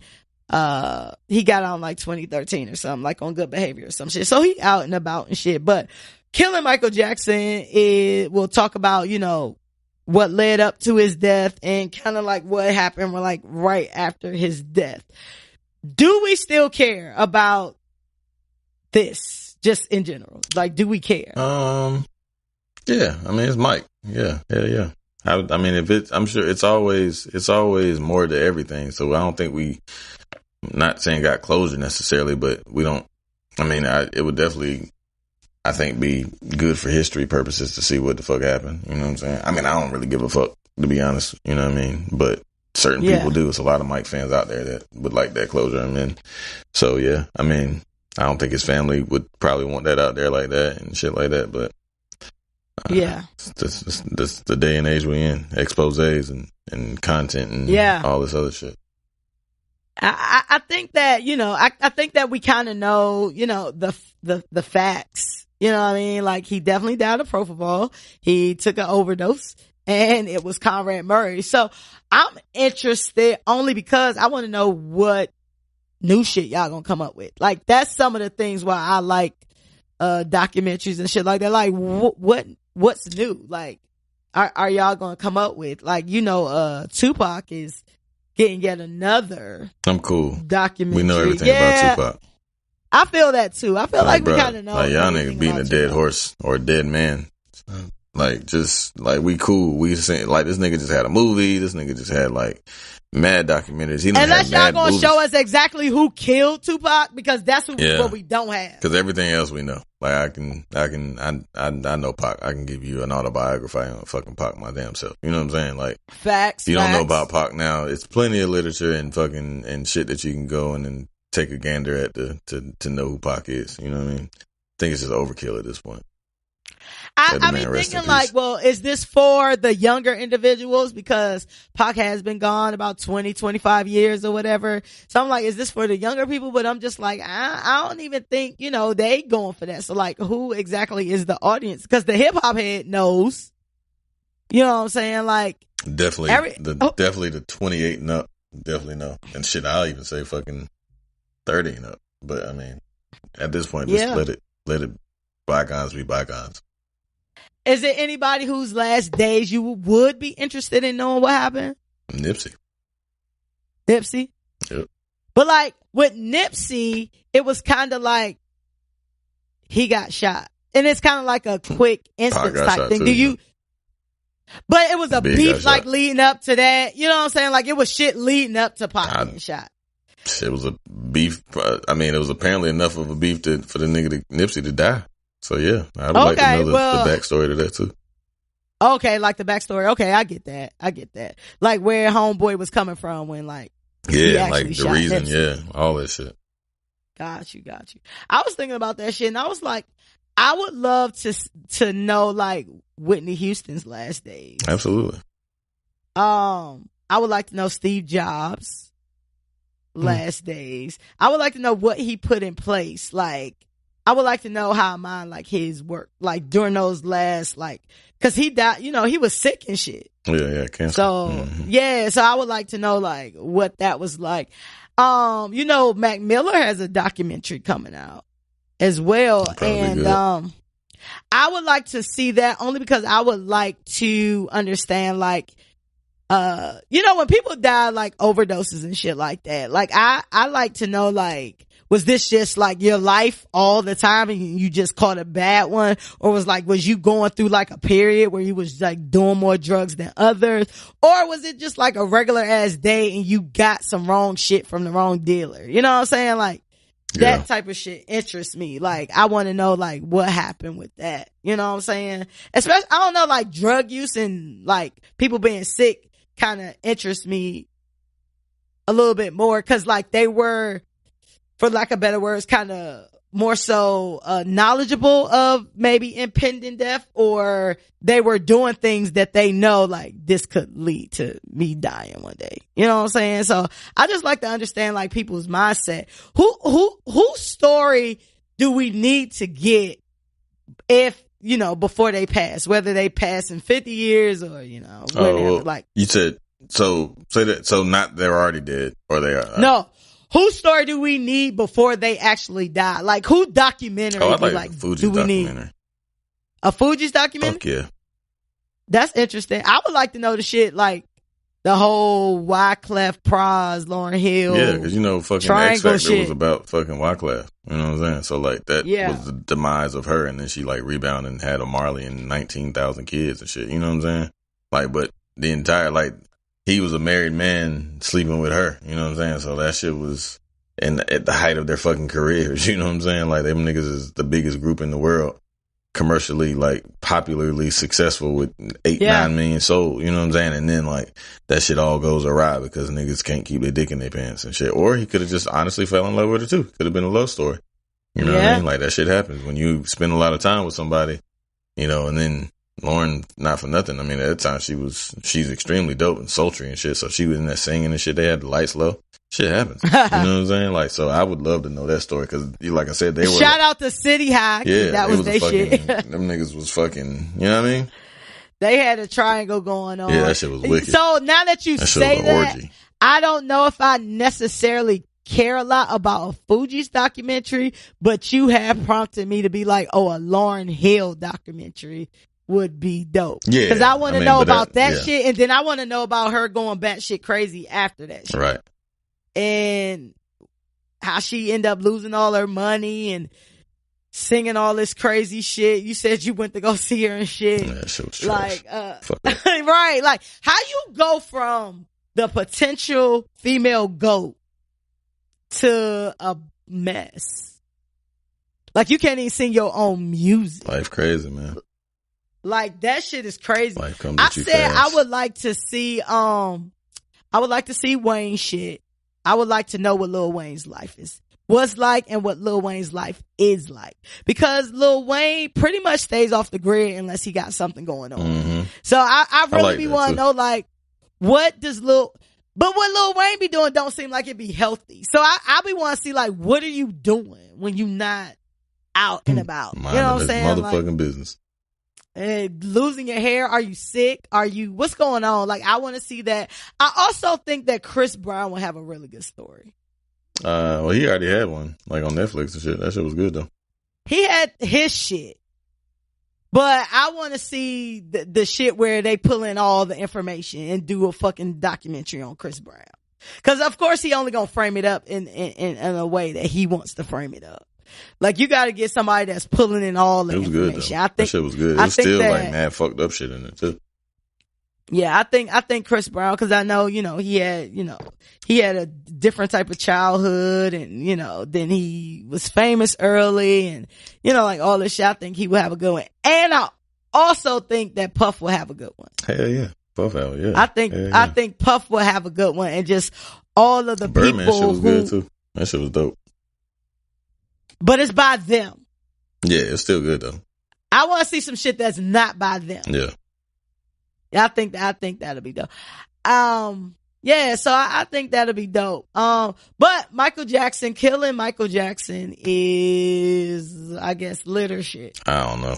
I'm indifferent, I guess. That shit is kind of hard to say. I'm cool on it. I'll probably watch it, but I may not watch it. I don't know. It depends. Somebody want to tell me that the shit is actually pretty dope. But I'm imagining it probably would be. But I guess lit, to answer your question. I don't know. Yeah, I'm gonna say lit if we find out something new we didn't know.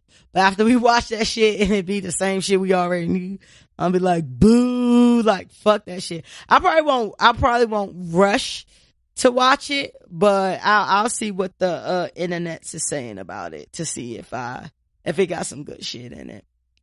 Last but not least, so we saw Puffy this week with a new chick, which is very interesting. That he's on social media slobbing this young girl down, and he was just so broken up last week.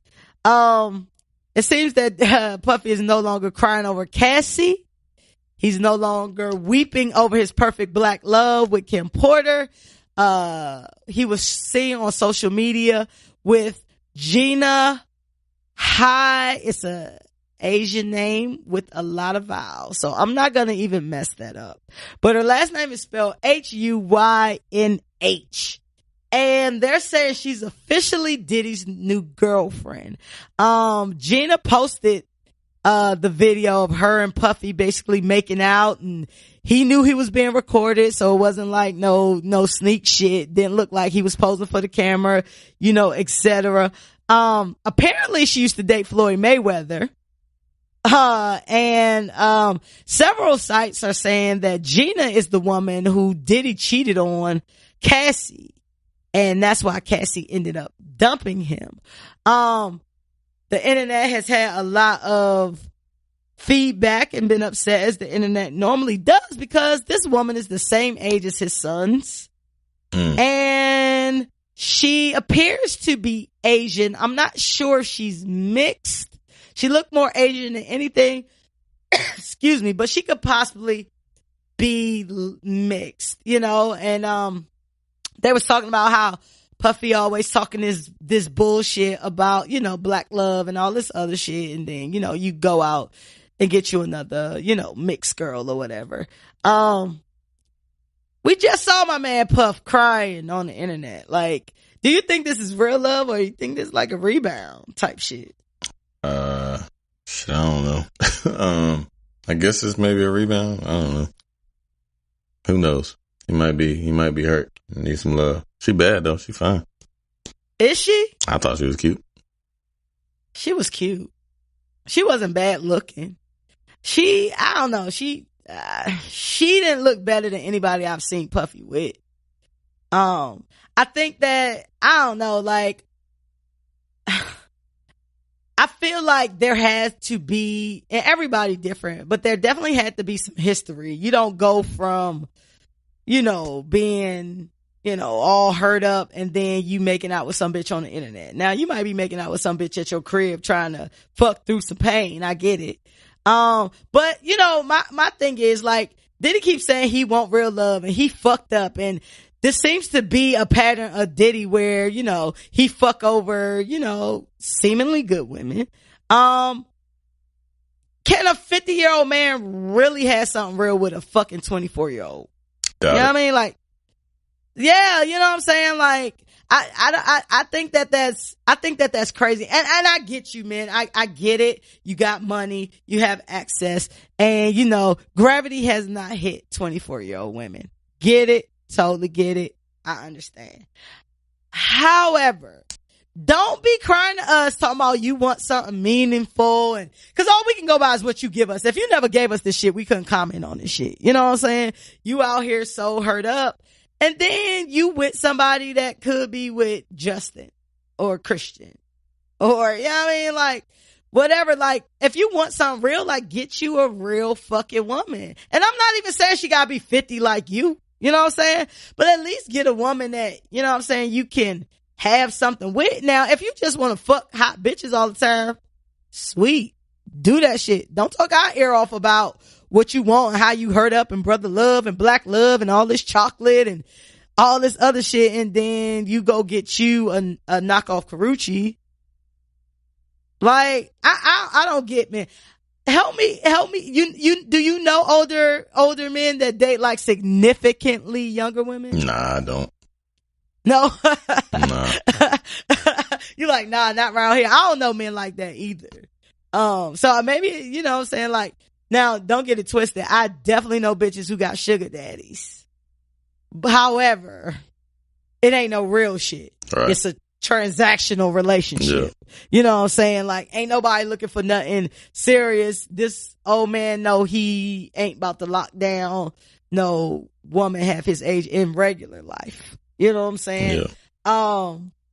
I just think that it's very interesting that, you know, at a point where you see a dude kind of being like vulnerable, whatever. And I was with Puff and I was hurt for Puff, and not saying that he wasn't hurt when Kim Porter died. However, I do believe that if Kim Porter was still alive, he still wouldn't be with fucking Kim Porter. All right. You think he would be with Kim Porter? I don't know. He might. You never know. Nigga always go to his bottom joint.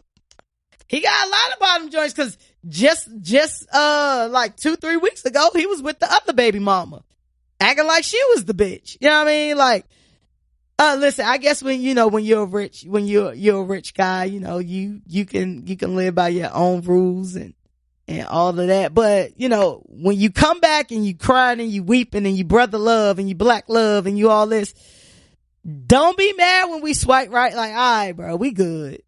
Like, keep that shit at home. Keep your tears off the Instagram. Keep all that shit. Because obviously you just want to stick your dick in something young and tight. I get it. Yeah. But you got to get it for yourself. You know what I'm saying? Like, just be truthful to yourself. You know what I'm saying? Puff, new chick, Gina, lit or shit. Lit. Black love.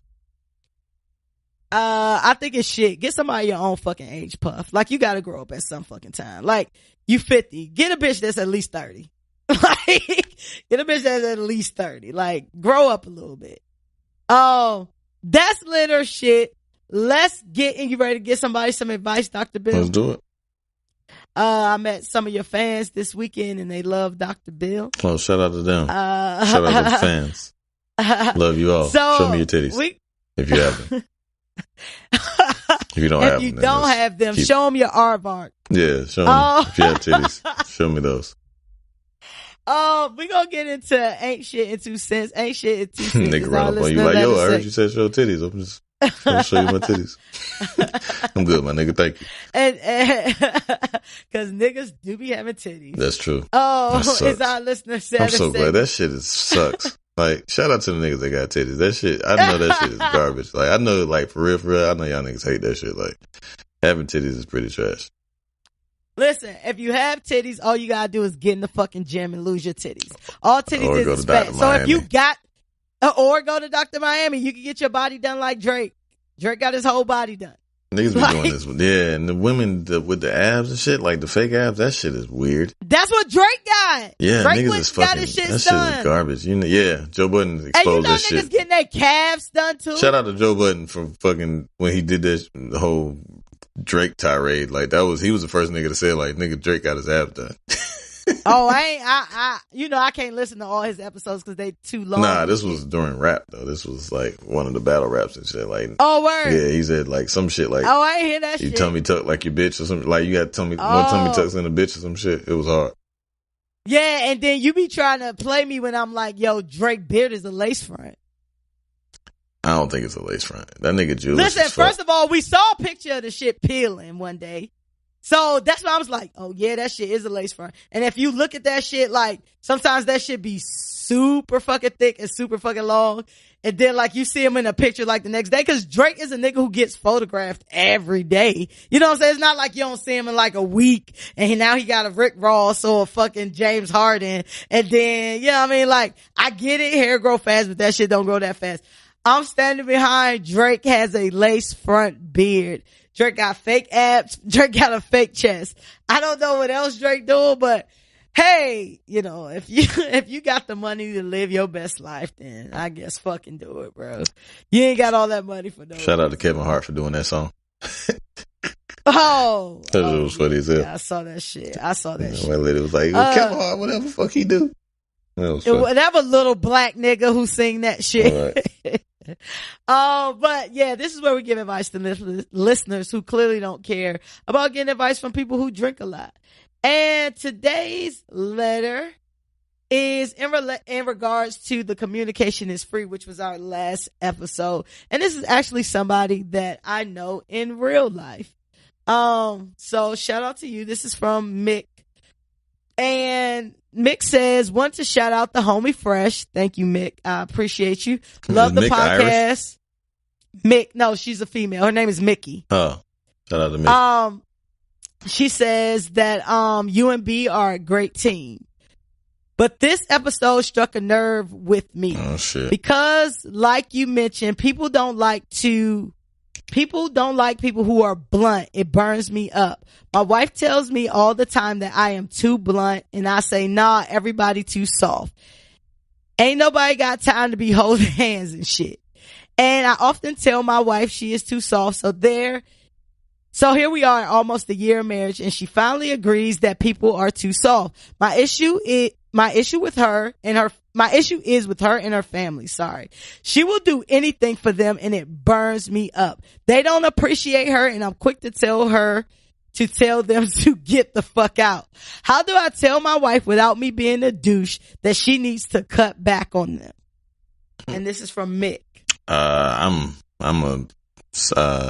The closest distance between a point is straight. So meaning, I don't know if that's the right way that's supposed to come out, but a straight line is the quickest way to some shit, right? It makes sense. Yeah, that's it. So, so yeah, my meaning that just go ahead and tell her shit. If she your wife, then, you know, you gotta thug it out. Like, man, stop doing for them. Like, chill. I mean, I'm quick to say that. Like, nah, we ain't doing that. You know what I'm saying? Like, you gotta, like, cause again, this is a relationship, so you gotta do, I mean, I understand whole family and shit, and like, family is everything, but at the same time, like, motherfuckers will take advantage of you, and that's anybody. Like, I don't give a fuck family or not. Like, you're not taking advantage of me. Like, mom, dad, whoever. Facts. Child. Facts. Maybe the child's a little different, but even still, y'all niggas ain't taking advantage of me. Like, even children. Yeah, like if nah, motherfucker asking for shit like, they don't need, cool. they just using you. Yeah, nah. So, meaning I would just be like, my style of fucking relationshiping is fucking just be as honest and upfront as possible and try to just get straight to it. Like, you know, I mean, you gotta kind of have a little tact, you know what I mean? Just cause you don't want to be too sharp, right. But at the same time, you gotta be, you know, stern in what you mean, especially if like, you know, and you can frame it obviously like, you know, I can see it wearing on you, some shit like that, you know, kind of like dress it up and make it real. Dress it up and make it real for shout out to Future, one of the greatest songs of all time. Yes. But yeah, I mean, like, you know, fucking do that, you know what I mean? But the core of it and the root of it needs to be, you know, what it is, you know what I mean? Don't pussyfoot around and just make it, dress it up on the back end, maybe. Yeah, I mean, that's all I got. I would be, he's married, so listen to him. That's a fact. It's kind of like this thing, right? Bitch. Like you, that's why, you know, you get to know somebody before you marry them. And I don't know how long y'all knew each other, right? So, you know, when you marry somebody, you're marrying into their family as well. And I'm sure she exhibited these tendencies before y'all got married. So it's kind of one of them things where it's kind of like, you probably knew this before you married her. So you can't bitch but so much because you knew that's what was going on, right? But on the other end of that, I feel like, you know, now we are a team. So babe, like, when you doing this shit for your family that they don't appreciate and or need, that impacts both of us. You know what I'm saying? And if that impacts both of us, like, nah, like, I'm not here with it. I'm not here for it. You know what I'm saying? Like, if it's, I'm assuming things, have kind of like a monetary value or a time, value on it, right? Either your wife is taking a lot of her time to do shit for her family that they can probably do themselves, or they just using her, you know what I'm saying? Or your wife is doing things that to financially support your family in ways that you don't feel like, she should be supporting them in that way. And the thing to understand about family that a lot of people may not agree with, but this is my stance. Family are just humans that you're related to. And humans will fuck you over. You know what I'm saying? Like, so you have to be cognizant of what a person wants and of what a person needs. If it's something that your family actually needs and it's something that you can help them out with, roll with it, go with it. That's what family is for.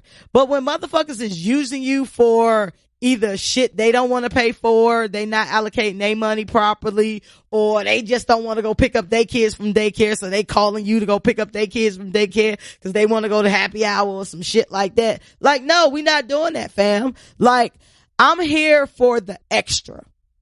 I'm not here for your day-to-day shit. Like, you should be able to handle your day-to-day shit on your own. I should be your breaking case of emergency. Right. That's how I personally feel. You know, if you talk to my mother, we'll probably have a big disagreement about that, because my mother is really, you don't do family like that. And to me, it's, hey nigga, you my don't family, do family but like you, that. But. Right. Like, and that's the thing. So what's very interesting to me is that a lot of people will go with the route of, and not just family, friends, whoever, it'd be like, you know, that's just how that person is. So I need to be okay with that's just how that person is, but y'all not okay with this is how I am. You know what I mean? Like, how they shit supersede my shit. Right. You know what I'm saying? Like, this is how I am. I don't fucking give money and favors to niggas who just want to use me. That's how I am. I know Uncle Larry is a nigga that just like to use motherfuckers, but that's just how he is. He always been like that. Oh, yeah. So we just need to be okay with that. Like, no, that's not how it works. You know what I'm saying? And if y'all, I feel like, you know, going with what B said, you said you don't want to be a douche. I feel like you find a way to kind of soften it a little bit, but make your point very, very clear. Yeah. Because at the end of the day, what she's doing is going to eventually and inevitably impact your marriage and y'all interactions. You know what I'm saying? And when you start to have your own family, I feel like your own family somewhat exceeds the wants of your other family. Yep. The needs of your family exceeds the wants of you know, your other family. That's a fact. You know what I'm saying? So you have to think about that. So, you know, that's just my advice. You know what I'm saying? You know, tell her, be firm, you know what I'm saying, about it, and just tell her the impacts of what she's doing and how that impacts you, maybe how that impacts y'all financially, and how, you know, time-wise or financially, you know, maybe because she's doing all this stuff, she's not spending enough time with you or with the kids, or because y'all giving out money elsewhere, y'all not able to do some of the things y'all want to do, you know, as a family. And, you know, let her know that you have her back, and whatever your family needs, you know, y'all gonna try to help as best y'all can, but y'all just not here for the wants and the whims and shit. Right. You know what I'm saying? Any additional advice to Mick? Nope. Shout out to Mick. Shout out to you, Mick, and thank you for listening to the show. That's a fact. We are not, you know, people that are in communication all the time. However, you do always hit me up about the show. So I definitely appreciate you listening to our show and being a fan of the show. And, you know, shout out to your 1 year anniversary. Yeah, man. Congratulations. Black love, I guess, or whatever type of love you got. Yeah, it's black love. Yeah. Shout out to Black Love. And if y'all want advice from Dr. Bill and Dr. Fresh, hit us at theancientshow@gmail.com, and that's the X where the I will be, and your letter may get read on the show. You ready to wrap this baby up? Yeah, let's do it. All right. So, For y'all new people, we about to get into free smoke. And this is where we talk about any hot button personal issues. It could be anything from politics to petty. Now, today's topic was inspired by, the cryptocurrency entrepreneur, Justin's son paid $4.6 million to have lunch with Warren Buffett. Part of his reason for having lunch with Warren Buffett, for y'all that don't know, y'all know Warren Buffett is like a gazillionaire. But the cryptocurrency entrepreneur felt like, he wanted to educate actually Warren Buffett on cryptocurrency because Warren Buffett is not an advocate of cryptocurrency. He think it's some bullshit and he not with it. I don't understand it. So I'm kind of with Warren just because I'm uneducated about it. And the more I try to read about it, the more uneducated I become. I ain't even tried. I heard like two things. I was like, yeah, that's not for me. I'm just going with the real money. Right. But he also, wanted to get advice from Warren Buffett. I mean, obviously he's rich. He paid $4.6 billion, but no matter how much money you have, if you're talking about a fucking multi-billionaire, it's always something that they can teach you. So free smoke today is just basically about, who would you ask for advice? Not who would you pay $4.6 million to sit down with, but who would you want to ask for advice? Living or dead, famous, family member, person whatever, about certain topics. And I'll kick it off. B. Who would you ask?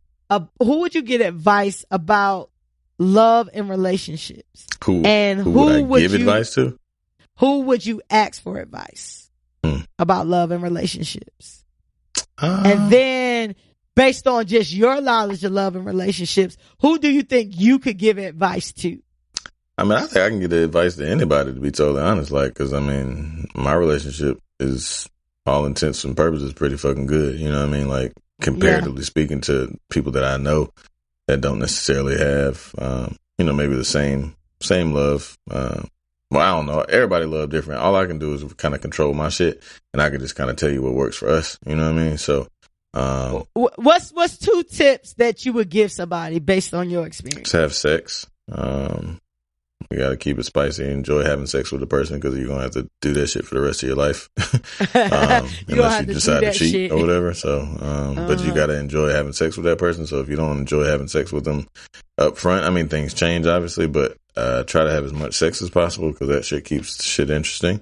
And just communicate. You know what I'm saying? Like me and my old lady communicate, like sometimes even like, much to my chagrin, like, damn, I just talk to your ass all the time. But I mean, like, now it's to the point where, it's just so routine and shit. You know what I'm saying? It's not like we like set out time to do that.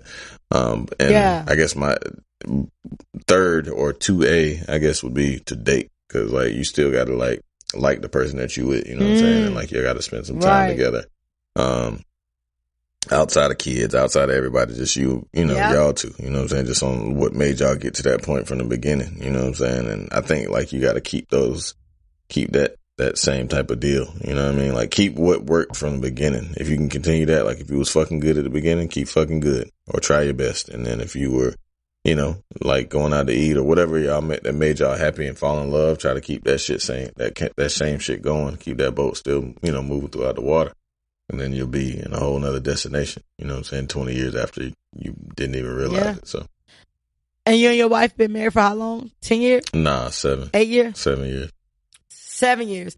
So who is relationship goals for y'all? Like, who has been together way longer than y'all that you would be like, you would want to sit down with them and be like, yo, how y'all do it? How y'all keep it at 10 years, my mom 15 and years, 20 years? My mom and dad have been together for a long time. Like, shit, I'm 36, so probably like, shit, they've been together like 30. They got married when I was 9, so that's my stepdaddy, but I call him my dad. But they've been together since they were like 25 32. years. You know what I mean? 25, since I was 26 years. probably like, since I'm 36, they've been together since like I was 4 or 5, so they've been together over 30 years. You know what I mean? And married for, I don't know, maybe 25. 25. Damn, their anniversary is actually in 2 days. That's dope. You're welcome. Yeah. Before you missed it. Yeah, no, I mean, better get them something nice. That date's etched in stone, but But yeah, nah, I mean, shit. So I mean, I So don't that's really ask who them you for would advice ask. though. You know what I'm saying? Like, cause I don't know. Right, I'm just saying, who would you theoretically? I mean, I would. So if it would be anybody, I them. talk to my mom and dad. You know what I'm saying? Like, Yeah. Like, but yeah, I haven't really, picked their brain in that regard. But I mean, they're definitely some people that I would, aspire to be. You know what I mean? Because they've been with each other, through all the vows that they gave each other, and to this point, they're still together. So through sickness and health and all the other things. So yeah, that'd be it for me. I think that for myself, I think I would go back to, like I said, my friends who I was just with this weekend, Jada and Dewan. Like they're I don't know anybody's relationship, period, like that I know in real life, whose relationship is like theirs. Like they just complement each other. You know what I'm saying? They have two beautiful twins, and they are a team. Like, if you ever want to see two people that's like a well-oiled machine and they still have like this attraction to each other, and they've been together like 8 years. You know what I'm saying? Like, they've been married for like 4 years or whatever the case may be. And, you see some marriages and shit where it's just like a facade, or, you know the shit that the other person is doing, but they putting on airs for like social media and shit like that. And, I love them. I love how they love each other, and just being like at their baby shower and shit like that, and hearing all these people say such great things about them. Like, they're just two good people that found each other and found love. And I think that they are, relationship goals. As far as individuals that, who, based on my experience, who I would give advice to, there are a lot of people that I know, like in real life, that I would give advice to, but y'all don't know them, and I don't want to put their business out there. But so I'll just go with a celebrity for the time being. I would tell Little Mo. Little Mo has the most trash ass husband ever. Oh yeah, that nigga was cheating on TV. When you cheat on TV, you don't give a fuck. Right, you don't give a fuck. Like, sis, love yourself. Let me tell y'all something about confidence and loving yourself, right? That shit is sexy. When you are confident and you love yourself, that draws the right attention to you. You know what I'm saying? A fuck boy or a fuck girl only gonna want somebody that they can control and belittle. And they see that. That is a trait that people have. Listen, I meet people all the time where I'm just like, I could definitely run over you if I wanted to. You know what I mean? Like, and some people, when they see that they're going to do that. But when you love yourself, a motherfucker gonna be like, I need to love you more than you love yourself. I need to show you that you need me. And Little Mo is clearly the breadwinner. She's clearly the most sane. Like, sis, just love yourself. And he be fucking her over so fucking bad. They've allegedly broke up, but I don't feel like that's true. And one of the things that makes me sad about Little Mo, and particularly, is because she just like, I've been married 2-3 times. I don't want to get married again. Well, obviously you picking the same fuck nigga over and over and over again. So take some time to just like love yourself. And when I tell you, they will flock. They will. You will have your pick. You can have whoever you want. Because if you don't need nobody, then that's when people want you. Right. That's just facts. Get your butt done to help yourself out, because that shit looks terrible. Oh my God. It does. It's not good. A word from B Hill. It's not good. I've never looked at Little Mo's butt, so I don't know. I'm sorry, how you can't? That shit is horrible. She got like the tiny butt, like the butt and leg combo. She got that. They went to the same spot. Okay. They went to Popeyes. So you think she got her butt done and it was bad? Yeah, it just looked just like tiny shit. Like, she got like pencil legs and weird butt. She looks horrible. I've never looked at Little Mo's butt. And Little Mo is, you're right, because Little Mo is tiny, just like tiny. Yeah, she got very mad butt. petite like, girl. she got that weird, like, pea butt. Shit's weird. So just scale it down a little bit. Well, that was advice from B Hill. What's your topic? Oh, let's see. I got Hold on. Just financial advice, I guess. If you could give anybody financial advice, and who you would like to discuss financial advice with, rather. I would like to discuss financial advice. I want to say Hove, of course, because he came from the dirt. But he was kind of like a nigga who kind of had a lot of drug money, if the rumors are true. So he kind of had like a base. You know what I'm saying? Shit, that's good to talk to. That's still good to talk to. Money management is money management. You're right. No, you're right. You're right. So I'm gonna roll with that. I'm gonna roll with Hov because he came from the projects and now he's a billionaire. He said he was going to be a billionaire, and y'all already know that I have a bias for Hov. He's my favorite celebrity ever. So like, I would like to understand. I definitely would like to understand like his business mind and, you know, how he goes about his investments and how he evolved, because if you're a Hov aficionado like me, you know that he didn't want to do like that Rockaware shit. He didn't really want to be a rapper for real. Like, so like he had to open his mind up to a lot of shit that he wouldn't normally open his mind up to. Now he got fucking art, clothes, sports, like everything like that's just outside of music. So I would definitely go with Hov with that. Who I would give advice to, I would just, you know what? I think I would give advice to probably my brother and my youngest sister. Because I feel like her birthday the other day. Was that which one is that? Which one is your? I know you're my the oldest. youngest sister had a birthday yesterday, the 3rd. We're recording on the 4th. My youngest sister birthday was happy birthday. 3rd. But shout out to my sister. Happy birthday to you. But you know, like, you know, my sister's birthday is 3 days after mine, right? So I already told y'all, like, I went on this, you know, this trip. An amazing trip, an amazing experience. Like, it's priceless. Like, it was worth every penny. I would have paid more for the shit if I had to, now that I've had the experience. You know what I'm saying? But like, I feel like my brother and my sister are super local. Like, they use their money on things that stereotypically Negroes use their money on. You know what I'm saying? So this same $1,500 you could have used to have an experience, you got a whole bunch of shoes and you'd have had a whole bunch of food. Yeah. Like, that's it. You know what I'm saying? Like, you know, and you don't have to do what I do. That's not what I'm saying. I'm just saying invest in yourself. You know what I'm saying? Like, y'all know I got a rack of fucking shoes and I love to eat.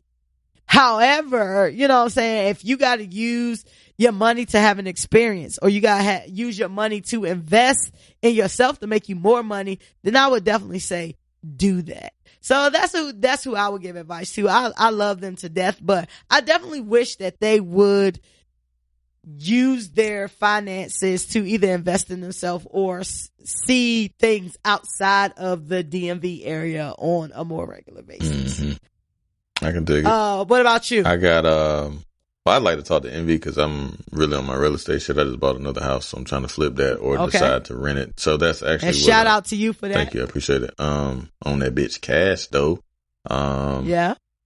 So yeah, I'm like really geared into real estate, you know what I'm saying? And not necessarily from like an agent's perspective, but I guess it wouldn't hurt to kind of get their lay of the land too. And maybe I need to get my real estate license, but just more so just the renovation and flipping versus like rent rolls and having things, you know, for the long haul, like, you know, kind of getting, you know, the pros and the cons to that. I mean, outside of the obvious, you know, lump sums versus, you know, slow and steady over the course of time. But, right. You know, I've kind of done both at this point, you know what I mean? Like I've rented houses and I've also sold them and shit. So I've seen that side of it. So I'm kind of aware, but just maybe just to kind of pick their brain when you have multiple. But I already know some people like that. Like I know a couple people in my lane, but I think Envy said he owns like fucking 80 different properties and shit. You know what I mean? So like that shit is amazing to me. You know what I mean? I definitely want to own that and have potentially own that, when it's all said and done. Cause I'm really big on property. That's just the only thing that appreciates in this world that you can own. Yes. I'm ready to be on tycoon season. I already said that's what I'm stamping this as, this next chapter. Like tycoon season is about trying to get some property, getting passive and active income. Especially because you single and you ain't married and shit. That should give you some tax breaks. So I've been preaching to you on some property. So I hope this is the year, or at least you're setting yourself up for that. I think you deserve it, and it is dope just for tax purposes, if nothing else. Especially because you're single and don't have any children to claim. So that'll be something that you can use for your taxes, and that goes for anybody that's out here that doesn't have kids and single, or even if you do, it's an added tax break. Especially if you make a good amount of money, you should buy you some property, because otherwise you're going to be getting smoked in taxes, and you won't have anything to really be able to you definitely get smoked in taxes. Yeah, so you won't be able to combat it at all. So, but I'm not having a kid or getting married to offset that. So property is definitely where it's that's what I'm saying. So definitely that's a way. It's, more than one way to skin a cat. So I would highly suggest owning some property, especially if you can, get it for the low and either rent it out, or because like I just personally bought a 6-bedroom house that I had no idea that it was 6 bedrooms. So I'm fucking ecstatic, obviously, because it presents a lot of good problems to have versus renting and selling. So it's something that you can go into if you have the means and the capital, and it's a ways to obtain capital, because you got to think about it in terms. This is me giving you advice, the listeners, to those who have houses. You can kind of just disregard it, but even maybe give you a different perspective. But if you buy some shit and you pay it off, it might be $150,000, but you're still paying that bitch off every month whenever you do it, just like anything else. So come 10 years from now, you won't owe nearly as much on that thing. So you could shake back. Granted, you're paying into something, you know what I mean? So if the market is in a way that you could be profitable, you know what I mean? You can sell it and make some money, or even cut your losses. So you basically kind of just live somewhere for free for a while, and then, gain some equity or not, and then be able to get some of that back. So it's kind of like it's like a savings plan of sorts. And then, you can get a nice little lump sum, because you can't, if you sell anything, you sell a property, I believe if it's less than $225,000, it's not considered a capital gain. So if you got some shit that you can make $225,000 off of, or up to that max, then that shit is lit. You know what I mean? That shit definitely could change your life. Nice. So yeah, I would do that. Nice.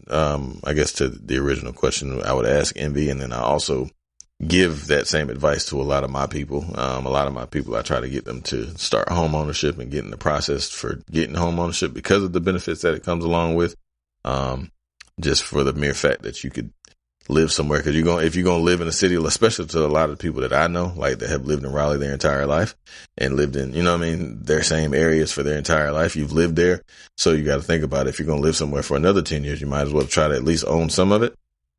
And then if you decide to move, which you probably won't, into another town, or even just to another block, you have equity in that same place that you've had, and then you can sell it and make some more money, because the market is going up and down, and at this point it's up. So, and then when it's down, that yields itself to buy property at the low, and then you buy a property for $129,000, and 9 years later you can sell that bitch for $200,000. You know what I mean? So now not only do you not only owe $129,000, you owe maybe $108,000, and you sell it for $2,000, because the market is gouged, and you know what I mean? So just a little way that you can come up on some money, some ways that I've seen and practice and shit like that. So I give that same advice to all my people, and I was going to continue to do that. So I know it was a little long winded, but I feel like it was needed, warranted. You know what I mean? I agree. All right.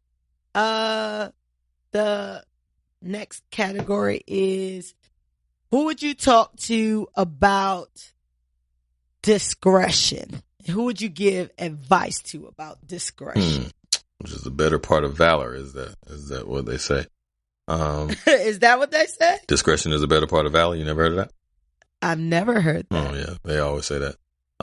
That's like a fucking cliche, I guess, or it's just a saying. But yeah, discretion is the better part of valor.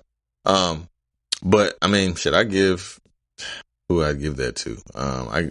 My friends, I got a lot of wild friends, you know what I'm saying? Like, I got a gambit of friends. Like, I got people that are doing really well for themselves and people that aren't, you know what I mean? But have the potential to do so. So I give it to my friends that aren't necessarily doing as well as I think they are. So discretion is essentially about making choices. So I just try to drill in making the best choices that you can, because they affect and shape your life. As more importantly, I actually gave some of that game because my nephew, shout out to my nephew. He's not my blood nephew, but he's my nephew. Deshaun, he graduates high school on Friday. So, and he's Shout going out to to A&T Deshaun. and he can hoop. So hopefully he can get a Shout walk out on. to the Aggies. Yeah, absolutely. It's my young nigga. He's a great nigga. Great little dude. Much better than I was when I was 17. I told him that. He was like trying to pry. Like, what was you doing? Like, just mind your business. Just know that you're doing better than I was, at that time. So mind your business. Just mind your business. Just mind your business, my little nigga. But yeah, so I, give him that game and kind of just tell him, make the best choices and use your discretion, at your best that you can, because one fucking thing will change your life and ruin your life or make your life, that much more better. So, just try to, you're gonna fuck up. That's just, you got to. That's how you learn shit, But when you learn that shit, don't do it again. So I think that's it. And what was the other Who one? would you ask? Who would I ask? Who would you ask?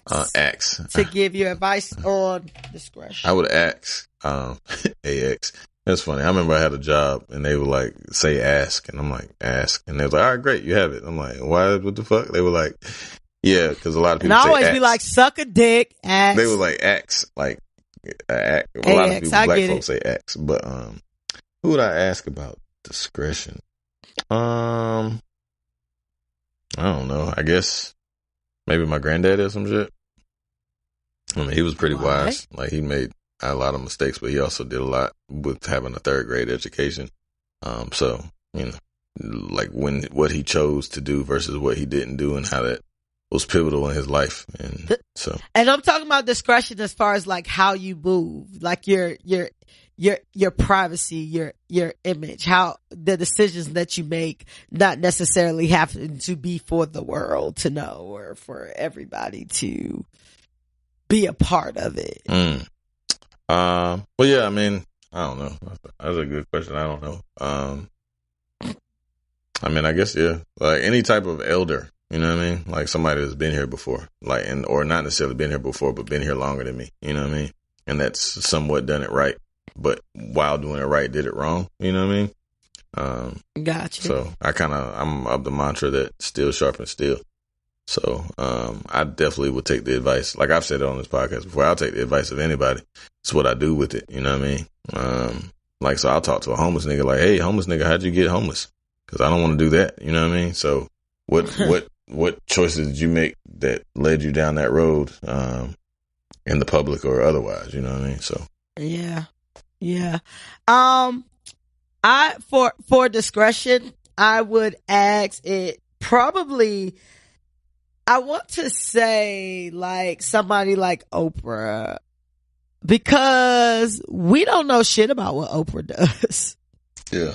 Or I mean, she like old, all though. we know You know is business moves, like, or like a Jay-Z or Beyonce. You know what I'm saying? Like, we know bits and pieces and we know what they choose to tell us, but they control that. You know what I'm saying? Like, a lot of people out here, just period, in the day and age that we are in, there's no discretion. Everybody wants everything to be on fucking Front Street. Right. Yeah, I mean, they want to have arguments in public and they want to show how tough they are and they want to show how, you know what I'm saying, like, I ain't no fuck ass nigga, I ain't no fuck ass bitch, and I'm gonna embarrass you, and you know what I'm saying, and then, you know, you get back with that dude, or you get back with that bitch, or you know what I mean, you get fired from the job because you talking shit about your job on social media, or, you know what I mean, like, and for the type of field that I work in, compliance and ethics, like, a lot of people get caught because they talk too fucking much.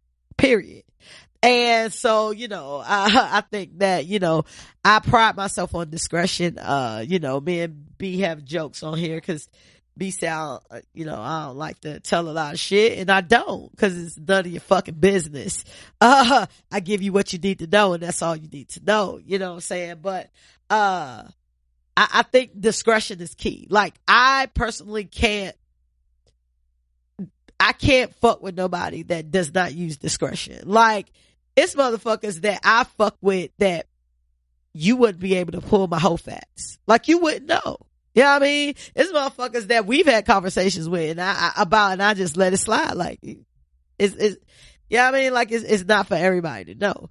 And I think that, I like the way that they move. They control their narrative, and I'm about controlling my narrative. You know what I'm saying? That's not being it's fake. It's just my business is my business. You know what I'm saying?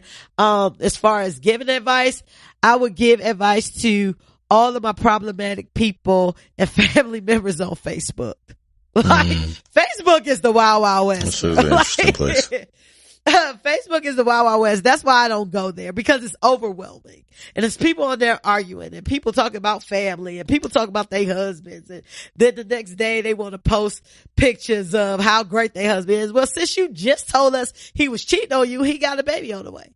You know what I mean? Like, it's just too wild. So, like, at this age of social media, I would just give advice to anybody who don't know how to censor themselves. You know what I'm saying? That's who I would give advice to. One more category. We gonna wrap it up. What you got, B? Let's see what I got. I would living independently, like, meaning like black, you know what I mean? Like, how is there a way that we can like, basically just, you know, black power as a whole.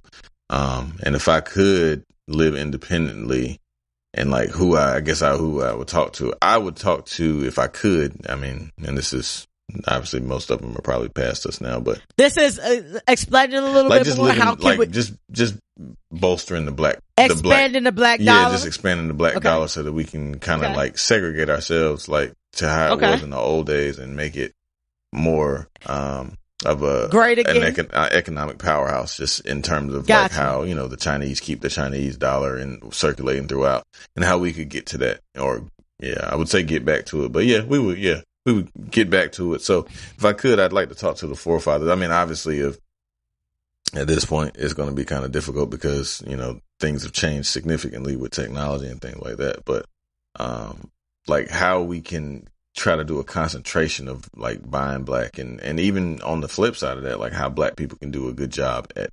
sustaining blackness and like providing services that aren't subpar and inadequate. You know what I mean? Like we have to be prepared for all weather, so to speak, on both the cores. So I guess I would talk to like the folks of Black Wall Street. You know what I mean? Like if I could, like how they kind of like pick their brains and how like shit was at that time, especially in Durham, because like Durham was Black Wall Street, and did some digging, and like just how Black Wall Street even came about. Like the guy who owns, the gentleman, I forget his name. Forgive me for that. I'll try to find it. But anyway, he owned NC Mutual, which is like the largest. It was a black owned life insurance company and shit. And how he got his start, he was actually a barber for the dude who owned Duke, the Mr. Duke. Like he was his barber. You know what I mean? And like obviously white folks been coming to get their haircut by black people for a long time. But he was his barber, and like he just started fucking with them to that point, and ended up fucking like putting them down, you know what I mean, and giving them some money. And he he gave him the game as far as like business goes. He ended up starting NC Mutual, which was one of the largest it's NC Mutual, and I think it's NC Mutual.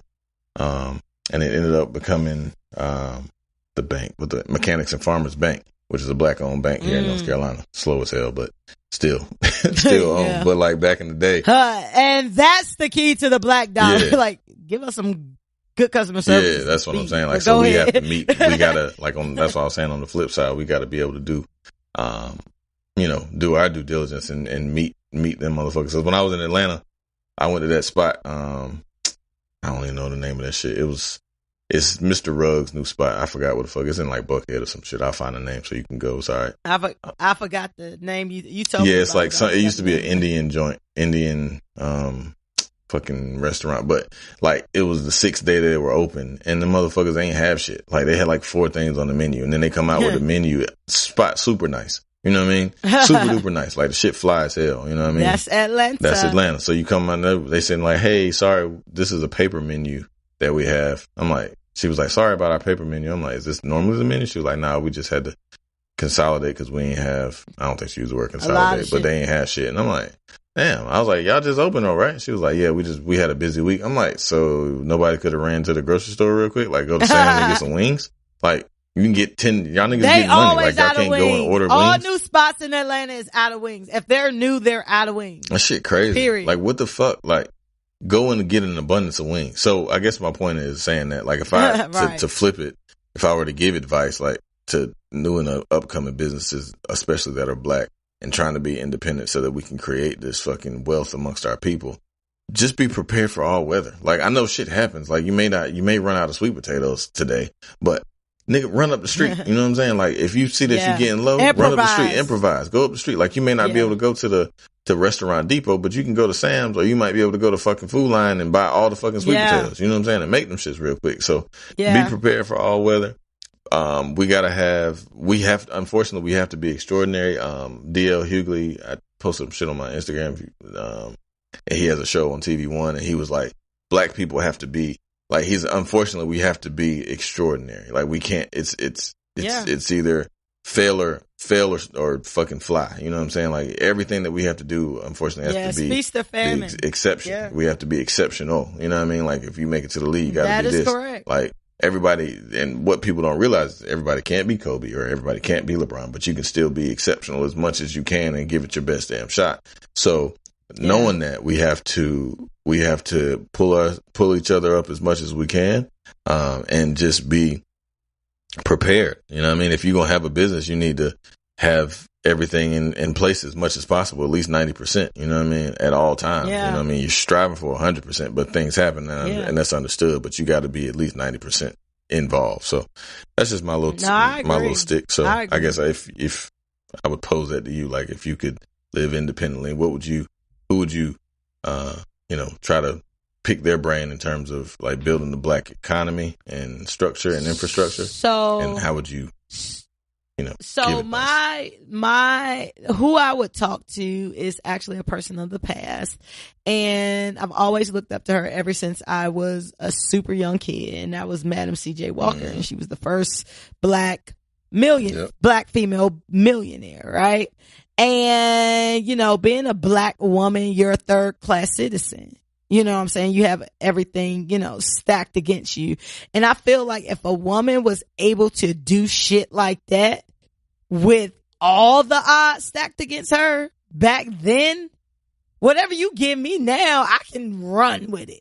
I have, even though, the cards still ain't dealt fair, I have fucking thousands of opportunities more than Madam C.J. Walker had, you know what I'm saying? And for y'all who don't know, I don't understand how you did Black History Month and don't know who Madam C.J. Walker is, but she had a hair care line for women and she became a millionaire. And so, like, hearing that, like, as a young kid, I was like, oh wow, like, yo, I'm gonna be that, like, I'm gonna be a millionaire. Like, that's dope. You know what I'm saying? And I feel like if I had that information, I would be able to soar with that. Because I have it a whole lot easier. If I were to give, information like about the black dollar and things like that and how to keep it in our community, it's just what I said. Like, I feel like a lot of times black businesses shoot themselves in the foot. It's basically piggybacking off what B. Hill said. I would just talk to black businesses and be like, look, you need to make sure you have shit. Right.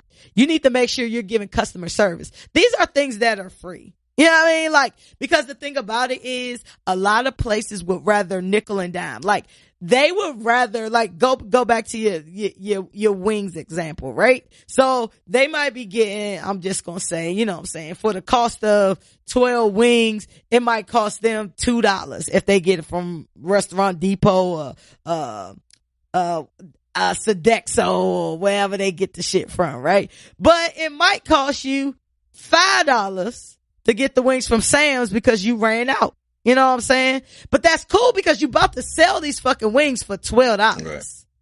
You know what I'm saying? So stop nickel and diming.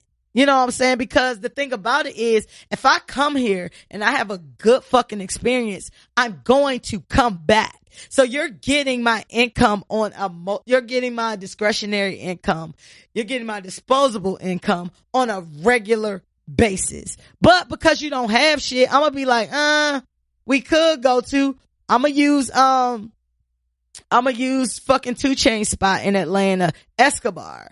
Like, Escobar be doing that shit too. Like, they're trying to get better, but they do that shit too. Like, so when I tell people, they be like, when they come to town, because I really like certain spots in Atlanta that's more popular with tourists. I try to not go there as much, but cause I know when people come to town, these are the places that they want to go. So I'm just like, I know I'm going to have to go eventually. So, you know what I'm saying? But I'll tell people like, look, you can go to this spot. However, they be out of shit.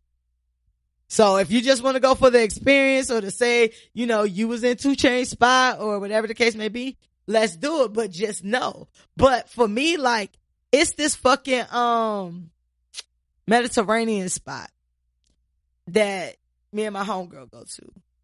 Bomb food every time. Good service every time. The food gonna be hot. This food gonna be cooked well every time. So you know what we do? When we trying to think of a place to go, we gonna be like, oh, let's hit the Mediterranean spot. It's, to be completely honest, like, Atlanta is the spot of a lot of black entrepreneurs, and there are a lot of good spots in Atlanta.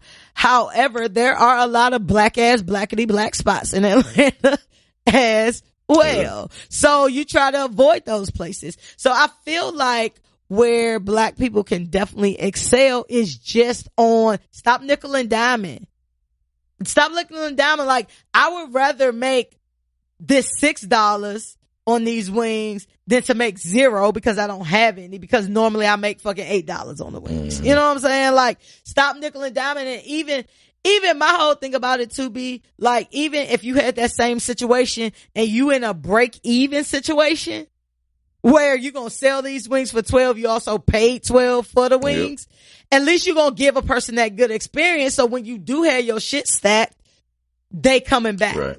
You know what I'm saying? Like, I've had experiences like with beauticians and shit like that, where you didn't do my shit right the first time, but you gonna try to charge me to fix the shit, but you didn't do the shit the first time. You know what I'm saying? If I paid you to dye my hair black and it's still brown, I'm coming to you like, yo, this shit ain't the color I need it to be. You like, I can fix it. I stopped fucking with a beautician for that. Cause I said, okay, you can have this money, but I'm not coming back. But I used to come to you every 2 weeks. Right. You know what I'm saying? I used to come to you every 2 weeks, and I'm spending $60, $70 every time I come to you. So you wanted that $70 so bad that one time. Now I'm not giving you shit no more. You just cut out whatever fucking 70 times fucking 26 is. You just cut out all that income. Yep. Because you wanted that short money. That's my advice. Black businesses, stop thinking about the short game and think about the long game. Facts. And I want to thank y'all for listening to the show. Make sure you subscribe on sites where you can subscribe. I feel like subscriptions are becoming different. Apple just sent something out. But you know, subscribe. Make sure y'all fuck with us. For all the people that fuck with us, keep fucking with us. And y'all know we on Twitter, we on YouTube, Facebook, Spotify, iHeartRadio, Google Play, Apple Podcasts, Stitcher, all of those places. And leave comments, you know. And we like to end every show with a quote. And the quote for this week is, if you realize how powerful your thoughts are, you would never think a negative thought again. And on that note, until next week, I want y'all to be great, and the marathon continues. See y'all. Bye-bye. We out.